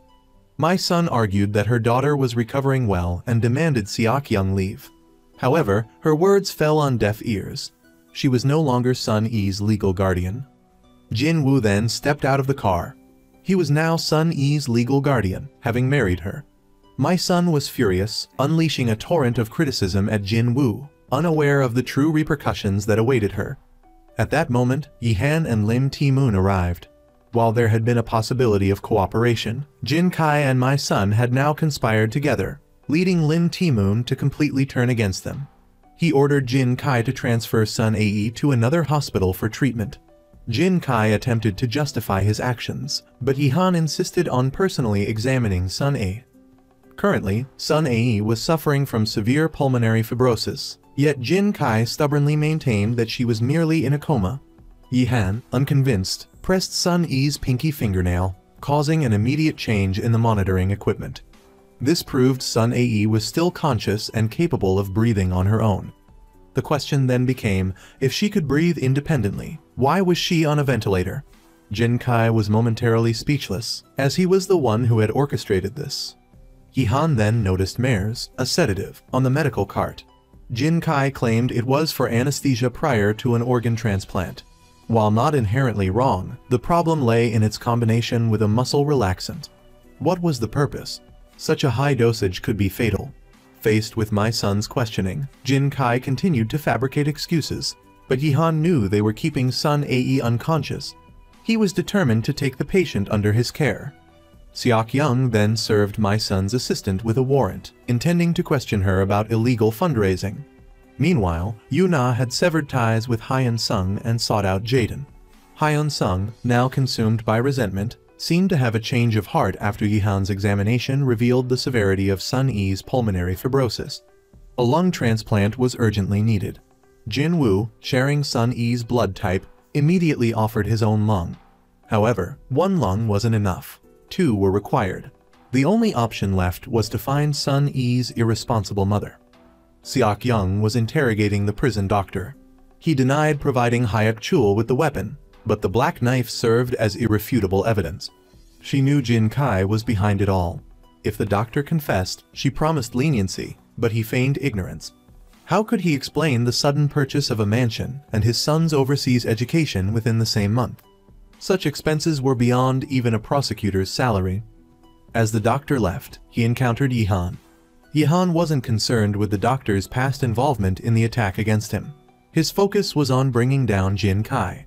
If the doctor provided information, Yihan guaranteed his safety. After much hesitation, the doctor revealed the truth. On his deathbed, Kai T had clutched the doctor's shirt, uttering 2 words, "Garden" and "USB." He then died. Initially unsure, the doctor, after careful analysis, deduced that Jin Kai likely hid a USB drive in the garden, containing incriminating secrets. This revelation gave everyone pause. But for now, Sun Yi's lung transplant took precedence. Yihan and Jin Woo approached my son, stating they would drop the lawsuit, even if it meant Jin Woo forfeiting his marriage to Sun Ae. They had only one request: she must fulfill her maternal duty and donate a portion of her lung to save her daughter. With 2 lung donors, Sun Ae would live. To their surprise, my son readily agreed and even specified a once-renowned surgeon to perform the operation. Seok Young ordered her subordinates to investigate a man imprisoned for 5 years for assault, who was later acquitted and released. This pointed to corruption within the prosecutor's office. Meanwhile, plans were underway for the following day. First, the band subgroup would hold a board meeting to elect a new chairman, followed by Sun Yi's lung transplant surgery. Jaden would do everything in his power to prevent Hyun Sung from taking control of the hospital. The day of the board meeting arrived. With the future of band sub and investors' interests at stake, people flocked to the hospital. This battle would have a clear victor. Jin Kai announced his resignation as chairman, handing over the reins to his son, Hyun Sung. His words were met with laughter. The Kang brothers found the proposition absurd. Jin Kai called for a vote. Jaden then spoke, suggesting the hospital might change ownership within a month. This statement ignited a flurry of murmurs and knowing laughter from those aware of the situation. Meanwhile, Yihan was examining the USB drive. A reporter pointed out that the word "garden" as uttered by Kai T might not be literal, but rather Jung due to similar pronunciation. This sparked a realization in Yihan. It was highly probable that Kai T had entrusted the USB to someone named Jungwon. The hospital's ownership would change if the new temporary amnesia drug failed to gain approval, or if Jin Kai was ousted. Glory Head would then be poised to take over Band Sub. With the drug proving unstable, Yu Na proposed withdrawing the application. Jaden then voiced his opinion, arguing that Jin Kai's methods were insufficient for Band Sub's international aspirations. Under Glory Head's leadership, the hospital's value would increase exponentially, benefiting everyone present. Moreover, with Hyun Sung facing charges of attempted murder, how could he be entrusted with the hospital's management? Seok Young then entered, serving Do Hyung, a suspect in the case, with a warrant. After the vote, Jaden emerged victorious. Hyun Sung would not become chairman. Investigations revealed 2 nurses who had previously worked at Band Sub. Coincidentally, one was named Jungwon. She had resigned a week after Kai T's death. The timing aligned perfectly. Yihan located her. It turned out Jungwon and Kai T had been romantically involved. After his death, she discovered the USB hidden in a ring box, and now handed it over to Yihan. This was crucial evidence against Jin Kai. That evening, Jin Kai and Hyun Sung were still reeling from the morning's election. Hyun-sung lamented his ruined life, blaming his father for involving Yihan as his ghost doctor, leading to his current predicament. Yihan opened the USB Youngwon had given him. It contained a conversation between Jin Kai and Kai T, a recording related to the case from 5 years prior. This would finally hold Jin Kai accountable. The time had come for Sun Yi's surgery, a procedure that unexpectedly united those previously divided. However, danger lurked. This was a high-risk double lung transplant, requiring 2 donors to save 1 patient. After anesthesia, all 3 were unconscious. Once ready, Yihan removed Sun Yi's severely fibrotic left lung. Next came the graft from Jin Woo, which appeared slightly small due to his prior lung condition. With focused precision, the left lung transplant was successful. Just as things progressed smoothly, a crisis erupted in Operating Room 2. Sun Yi's mother had vanished. Moments ago, she was on the operating table. Now, she was in the organ donation office, retracting her consent. Would she abandon her daughter mid-surgery? The news stunned Yihan, nearly causing him to faint. Were Jin Kai and my son using this to sabotage him again? When questioned by Seok Young, Jin Kai dismissed it as commonplace, claiming no one could be forced to donate. My son began backpedaling, rationalizing that her daughter had already received 1 lung and just needed to survive. The right lung wasn't as damaged as the left. A second transplant could be done later. Due to the delay, Sun Yi's newly transplanted lung began to swell. Without the second transplant, her survival was uncertain. Yihan immediately ordered a series of interventions, a temporary fix. Jin Kai, realizing the gravity of the situation, agreed that an immediate transplant was crucial. However, my son was notoriously vain and was preparing for a general election campaign. Surgery would derail her presidential aspirations. Jaden was furious. If Sun Ae died, it would be due to her mother's vanity and greed. Meanwhile, Yihan worked tirelessly. Anticipating my son's selfishness, Jin Woo had made a prior request of Yihan. If complications arose, he should take a lobe from his right lung. Despite the potential long-term health consequences, he would do anything for the woman he loved. Yihan gave the order. Jin Kai immediately protested, citing the 1-to-1 transplant protocol. The donor could also die. But my son, seeing a way to save her daughter without jeopardizing her plans, wouldn't let the opportunity pass. She exerted her influence, forcing Jin Kai to acquiesce.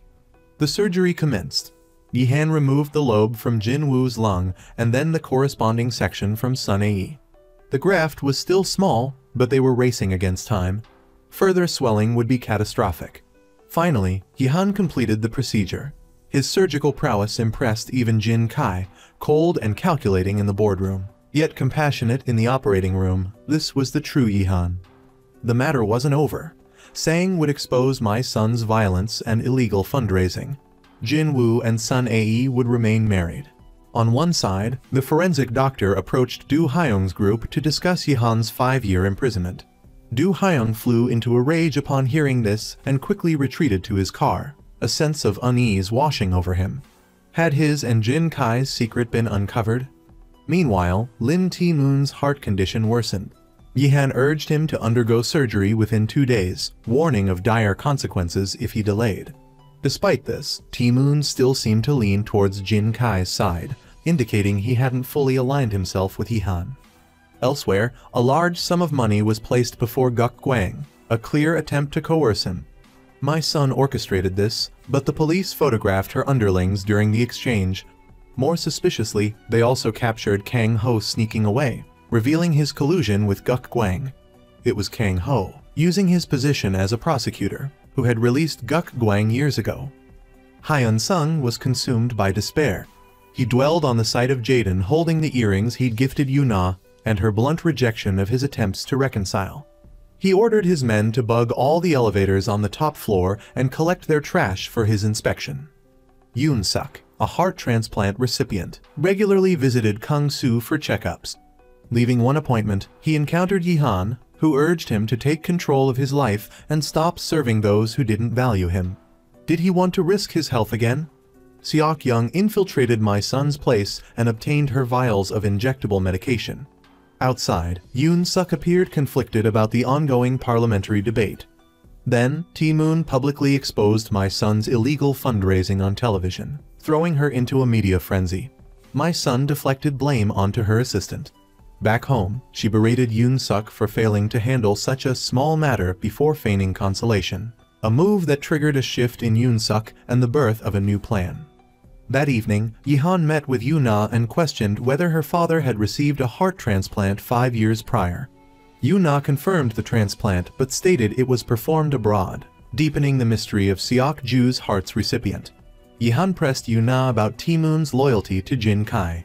She revealed that her father, suffering from Alzheimer's and running for president, relied on medication supplied by Jin Kai, a secret that could derail his campaign.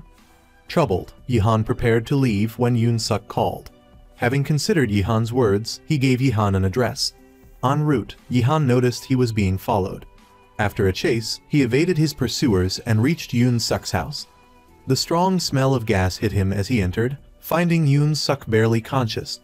He dragged Yoon-suk to safety and began administering first aid, only to be knocked unconscious from behind by Guk Gwang, hired by my son. As Guk Gwang gloated, Jaden and his crew arrived, engaging in a brawl and subduing Guk Gwang's men. Guk Gwang pulled a shotgun. During the struggle, Jaden rammed him with a car, neutralizing the threat. Yoon-suk, now in a coma, was rushed to the hospital. My son panicked. Yoon-suk's testimony could shatter her presidential aspirations, and now Guk Gwang was captured. Desperate, she turned to Jin Kai for legal assistance as the hearing loomed. Yehan pleaded with Taemoon to let him testify, urging him to break free from Jin Kai's control. Seok-young added that successful testimony would also take down my son, eliminating Taemoon's main rival for the presidency. The previous night's events made headlines. Yehan's emergence as a witness put Jin Kai on high alert, especially with his upcoming appointment as Minister of Health and Welfare. He ordered Du Haing to carry out a task for him. The following day, as the hearing commenced, Ban Sub-Hospital's stock price surged. Jaden planned to sell all his shares at the peak, anticipating a massive profit. His assistant warned of the risk, questioning what would happen if Jin Kai wasn't elected. Jaden remained resolute, having waited for this opportunity. He intended to release Jin Kai's secret recording during the hearing, a key piece of incriminating evidence. Unbeknownst to them, Du Haing had snuck into Yehan's hospital. While observing Yoon-suk's condition, he was caught red-handed by Yehan. Yehan immediately deduced Jin Kai had sent him, but Du Haing claimed he came seeking help. Facing imminent charges, he asked Yehan to be his lawyer, insisting Jin Kai had acted alone in harvesting Seok-ju's heart, and that he wasn't an accomplice and hadn't taken organs from a living person. Yehan urged him to expose Jin Kai's crimes the next day, but Du Haing hesitated. Meanwhile, Seok-young discovered Baek Kang-ho's hidden secret, yet he seemed unwilling to change his ways, nearly triggering her heart condition. She made one last plea for him to reconsider, reminding him of Jin Kai's impending downfall. The mystery of Seok-ju's heart's recipient remained. Taemoon and Yoon-suk were ruled out. Yehan recalled the recipient's large build, eliminating my son. It seemed resolving Jin Kai's case was the key to uncovering this information, suggesting the recipient was connected to him. Jin Kai exuded confidence about his appointment to the Ministry of Health and Welfare, certain his lack of a criminal record would guarantee his success. He also intended to sever ties with Jaden, asking him to leave the hospital to make way for more distinguished guests. Hyun Sung's men reported their findings. They hadn't found drugs in the rooftop trash, but discovered a prescription slip with Yehan's name, although the medication was illegible, prompting further investigation. Ban Sub's stock price continued to fluctuate. Jaden instructed his assistant to proceed with the sale despite the assistant's growing unease. That evening, Jung Hyun met with forensic examiner Yun Ching. Their fabricated autopsy and surgical reports had led to a wrongful conviction and Yehan's 5-year imprisonment. Jung Hyun urged her to choose a side and expose Jin Kai's crimes before he left the hospital, warning it was their last chance. As the hearing approached, Du Haing met with Jung Hyun and Yun Ching. They mistakenly believed he would testify with them.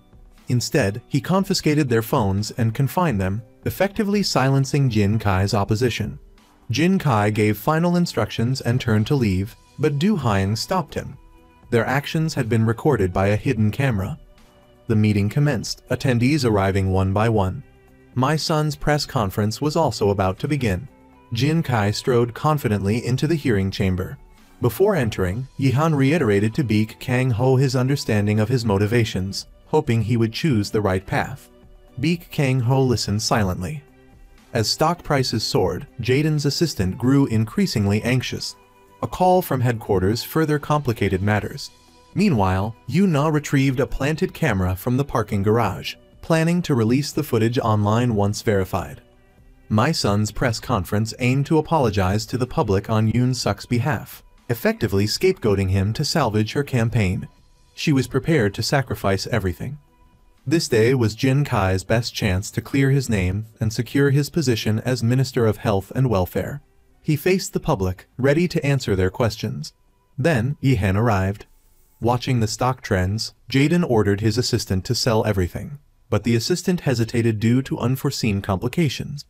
Victoria, from headquarters, called to halt the sale, invoking her authority and warning that Jaden's actions endangered Glory Head. The chief prosecutor raised the issue of Kai T's disappearance. Yihan presented the crucial recording as irrefutable evidence of Jin Kai's complicity. Stock prices skyrocketed. Jaden pushed for the sale, but Victoria remained firm. Caught in the middle, the assistant was paralyzed with indecision. Yihan demanded the recording be played publicly. Despite some hesitation, the chairman complied. Meanwhile, My Son continued to deny all accusations, audaciously proclaiming her inevitable presidential victory. At that moment, Yoon-suk appeared. Based on his evidence, Seok-young immediately leveled charges against My Son for illegal campaign financing, bribery, and soliciting Yoon-suk to commit murder, leading to her arrest. My Son's ambitions crumbled. Jin Kai listened anxiously as Yihan's recording played, revealing his clandestine conversation with Kai T. It exposed his threats, fabrication of evidence, and subsequent actions, leaving him facing severe consequences. Despite the damning evidence, Jin Kai remained defiant, refusing to admit his wrongdoing and continuing to blame Yihan for the medical incident. The prosecutor admitted his own culpability in the past events. Unexpectedly, Beek Kang-ho had a change of heart. He confessed to blindly trusting Jin Kai, leading to his investigation of Yihan without proper evidence and his complicity in Guk Guang's intimidation tactics. Even then, Jin Kai maintained his charade, claiming the recording was fake. Jaden was furious at the mounting losses. Had he followed his instincts, he would have reaped enormous profits. Now, everything was lost. Chaos erupted. Then, Yihan, along with everyone present, received a message from Yu-na, a video of Do Hyung confronting Jin Kai. Astonishment filled the room. It appeared the cunning Jin Kai had sacrificed someone to protect his interests and secrets. In reality, Jaden had orchestrated everything. Yihan had promised Do Hyung a free future, including financial security for his family. Anticipating the difficulty of convicting Jin Kai solely on the recording, he had tasked Do Hyung with meeting Jin Kai and using a hidden recording pen to extract a confession about Seok-ju's heart transplant and its recipient. Do Hyung initially hesitated, fearing for his life. However, the offer of 10 billion won changed everything. Even with the risk, the reward was substantial, exceeding anything Yihan or Jin Kai could offer. After a brief hesitation, he agreed. This time, it seemed Jin Kai's reckoning was unavoidable. At this point, the stock price had hit rock bottom. Watching Yihan in the video, a mixture of resentment and exhilaration surged through him after 5 long years. He had finally witnessed the downfall of the man he despised. The audacity of Jin Kai's heinous actions was appalling. Witnessing his cruelty brought back memories of Seok-ju. But where was Seok-ju's heart in all of this? Where was it in the video? Do Hyung had been stabbed in the neck with a pen. Seeing him still clinging to life, the director was about to deliver another blow, but his subordinate stopped him. Do Hyung was still breathing. With prompt medical attention, he could survive. But Jin Kai immediately rejected this, claiming that if he had eliminated Yihan 5 years ago, none of this would have happened. The blame, he insisted, rested solely on his own lack of ruthlessness. After the deed was done, they hid Do Hyung's body. That was the entirety of the video's contents. Jin Kai had no room left for denial. Meanwhile, Jaden was furious. He should have pocketed over 80% profit from the stock sale, but now he had nothing. He blamed his incompetent superior and useless assistant. Yihan confronted Jin Kai, demanding to know why he had resorted to murder. Jin Kai only responded by asking about the whereabouts of Seok-ju's heart. Just then, Seok Young appeared. She was there to arrest Jin Kai, the murderer. After 5 years of wandering, Yihan had finally achieved his revenge, but the feeling was strangely hollow. Surrounded by reporters, Jin Kai was finally brought to justice. Simultaneously, my son was also put on trial. Jin Kai's wife was in disbelief, demanding her lawyer fix the situation. The assistant hastily apologized to Jaden, claiming the failure to follow orders was his fault. But Jaden, a businessman betrayed, wasn't about to let it go. He demanded his assistant deliver 50 billion won within 3 days or face dire consequences. Back home, Yihan replayed the video repeatedly. He noticed Jin Kai fixating on the fountain pen clipped to Do Hyung's chest. He then snatched it, and the murder followed. Yihan concluded the pen must have been given to Do Hyung to secretly record something. Jin Kai's lawyer urged him to confess everything to build a defense. He admitted to crimes like instigating harm, but remained silent about the heart transplant. No matter how his lawyer pressed, he evaded the topic, seemingly determined to shoulder all blame to protect Ban's sub-hospital. Seok Young also grew suspicious. Do Hyung wouldn't have taken such a risk alone. Someone must have orchestrated the plan, promising him benefits. Who was this mastermind? Meanwhile, Baek Kang-ho resigned. Jun-ho assumed he would continue helping, but Baek Kang-ho refused, stating he was done with such activities. With even my son detained, there was no one left to help. Any hope of release rested with Jun-ho's lawyer. My son's extensive embezzlement guaranteed a prison sentence, especially considering her regular injections of a drug provided by Ban's sub-hospital. Later, Gok Gwang encountered my son in detention, assuming his own chances of release were gone. To his fury, my son feigned ignorance, acting as if she didn't know him. Enraged, Gok Gwang threatened to expose all her secrets. Their differing principles had finally led to a bitter conflict. Yihan discovered that Jaden was the one who had instigated Do Hyung. While justice had been served, it came at the cost of a life, causing a complete rift between Yihan and Jaden. Meanwhile, Seok Young pressed Jin Kai about who had taken Seok Ju's heart. Jin Kai deflected, saying, "This is just your imagination," and threatened to remain silent if asked again.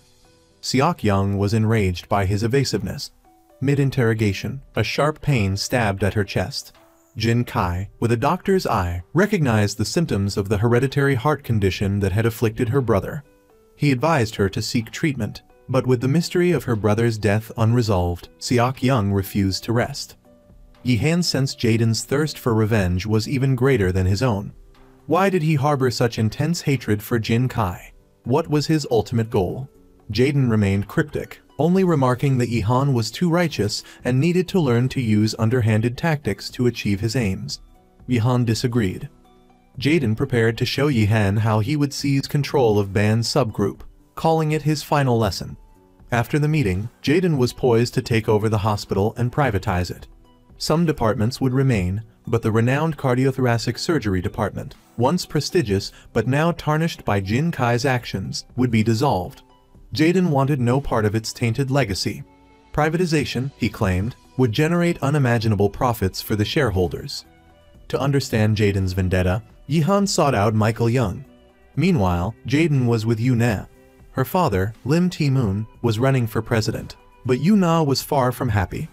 Lim Tae-moon expressed optimism for the future, but moments later, he suffered a public Alzheimer's episode on stage, becoming a laughingstock. The crowd erupted in chaos, but Yuna remained eerily calm. She hadn't wanted her father to run and had deliberately switched his medication to trigger an early onset of symptoms, forcing him to withdraw. She wanted him safe and by her side, not a pawn in a dirty political game. Hyun-sung learned about the incident. He ordered his men to bring him a key. Jaden's assistant remained unaware of the fountain pen's significance. Yihan confronted him with his suspicions, demanding to know the root of Jaden's hatred for Jin Kai. After a pause, the assistant offered a theory. 5 years ago, Jaden had come to Korea to invest in Ban's sub, but suffered an accident and underwent surgery at the hospital. Yihan recalled that night. Jin Kai hadn't revealed the patient's identity, but Yihan remembered the emergency admission for a traffic accident. The pieces seemed to fit. Remembering Jaden's post-operative demeanor, Yihan suspected he knew. He needed confirmation. Yuna offered Jaden a pill, the same one that had nearly killed him before. In a celebratory mood, she swallowed one and urged Jaden to do the same. As he reached for the pill, Hyun-sung burst in, enraged. Jaden put his arm around Yuna, escalating the tension. Outside, Yihan and his group arrived. Hyun-sung swung a golf club, and Jaden dodged, then grabbed Hyun-sung's arm, taunting him as a useless nobody without his father. Yihan entered, and Jung Hyun released Hyun-sung. Yihan lunged forward, ripping open Jaden's shirt. He had to know if Jaden was the recipient of Seok-ju's heart. His suspicions were confirmed. The long surgical scar proved it. The revelation stunned everyone present. But Jaden burst into laughter. Their imaginations are running wild, he mocked. But this isn't speculation, it's fact. Besides my son and Lim Ti-moon, who else would kill a young man to save themselves but me? He pointed out the coincidences. 5 years ago, Jaden was Jin Kai's most important investor. He had a habit of checking his pulse due to a rapid heartbeat. The accident coincided with Seok-ju's death. The surgery took place at Ban Sub, and Yihan was the surgeon. Yihan had investigated all traffic accident victims from that day, finding no match, implying Jaden was the VIP patient. Yihan urged Jaden to confess and seek Seok-young's forgiveness, but Jaden refused. There was no concrete proof the heart was Seok-ju's. Seok-young was furious, determined to uncover the truth for her brother. Yuna remained apathetic, her love for Jaden overriding everything else. She revealed the pill she'd given him was just a supplement, a test of his loyalty. Hyun-sung was devastated, realizing Yuna would never be his. Her confession of never loving him fueled his hatred for Jaden. Michael Young finally revealed the whole story. 5 years ago, Jaden, as an investor, had partnered with Ban Sub, transferring 300 billion won. He and Jin Kai often held private meetings, the nature of which Michael Young never understood. 3 days before the accident, Jaden suddenly checked into Ban Sub. When his assistant found him, he was already in a VIP room. Chief Choi, Jin Kai's subordinate, had vanished without a trace. It was all Jin Kai's doing. Communication involved retrieving a phone from the VIP room's safe and calling a specific number to learn Choi's location. Jin Kai relayed orders through his lawyer. Choi then infiltrated young Hyun's home, subdued him, and abducted him. Jin Kai revealed to Jaden that he was the heart transplant recipient from 5 years prior, a secret shared only between them and Choi. He used control of the research center as leverage to ensure Jaden's silence, threatening Ban Sub's collapse. But Jaden refused to be manipulated. He, too, had been a victim. He had a heart condition but planned to postpone the transplant. Jin Kai, sensing Jaden's wavering investment, orchestrated the accident to trigger Jaden's heart failure, forcing the surgery. Jaden discovered a boy had also undergone a transplant that day and died the next day, leading to the surgeon's arrest. He continued investing in Ban Sub to uncover the truth, unearthing the medical incident, Hyun-sung's ghost doctor, Kai T's strange circumstances, and the involvement of Do Hyung and Jung Hyun. Jin Kai had caused the accident, stolen Seok-ju's heart, and used Yihan's skill to transplant it into Jaden. Now, Jaden, once an ordinary investor, bore this horrific burden. He sought to take from Jin Kai what Jin Kai had taken from him. Jin Kai, determined to protect Ban Sub, denied everything, vowing to fight the charges. Choi sent a picture of the captive Jung Hyun. He planned to dispose of Jung Hyun at a pier and flee the country. However, Jin Kai's lawyer ordered him back, stating Jin Kai had taken the fall and they only needed to deal with Jung Hyun. She promised to pin the disposal of the body on him upon his return. If he refused, further investigation would jeopardize Ban Sub. She would retrieve the phone. Choi, realizing he was being set up, changed his plans. Through the surveillance camera, the lawyer saw Yuna installing a camera in the parking lot.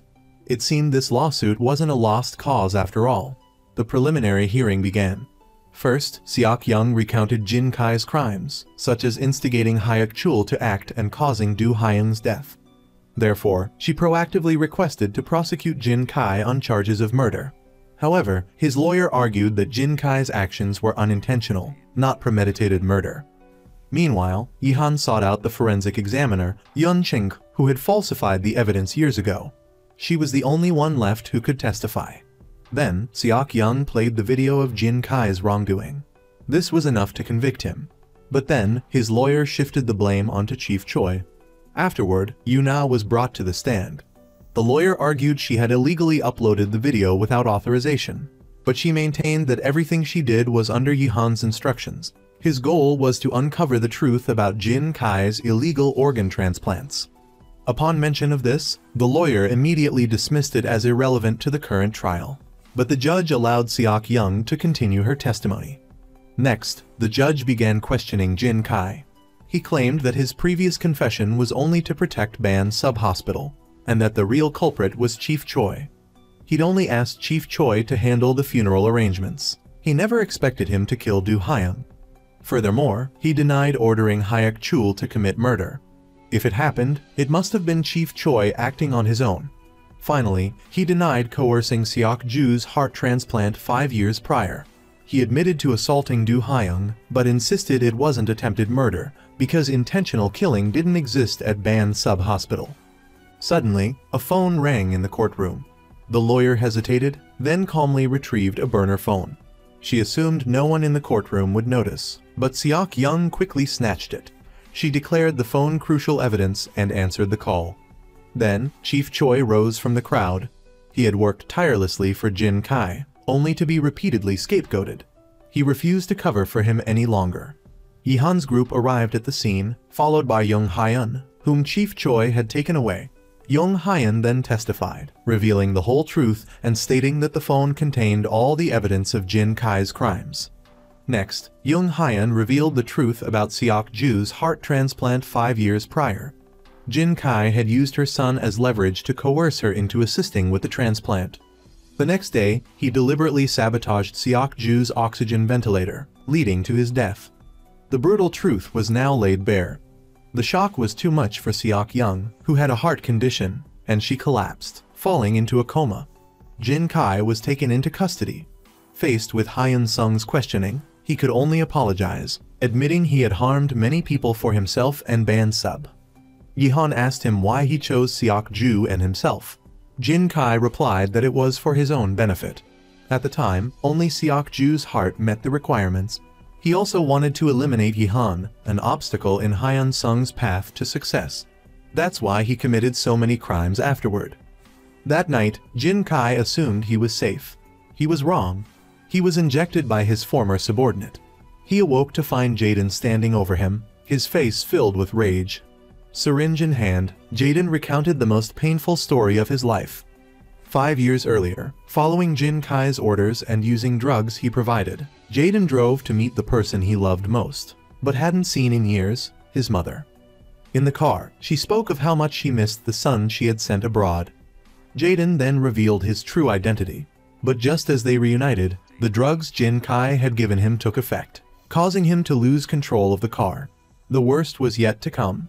On Jin Kai's orders, Chief Choi rammed their car, then limped away with a crippled leg, leaving Jaden's mother dead and Jaden in agony.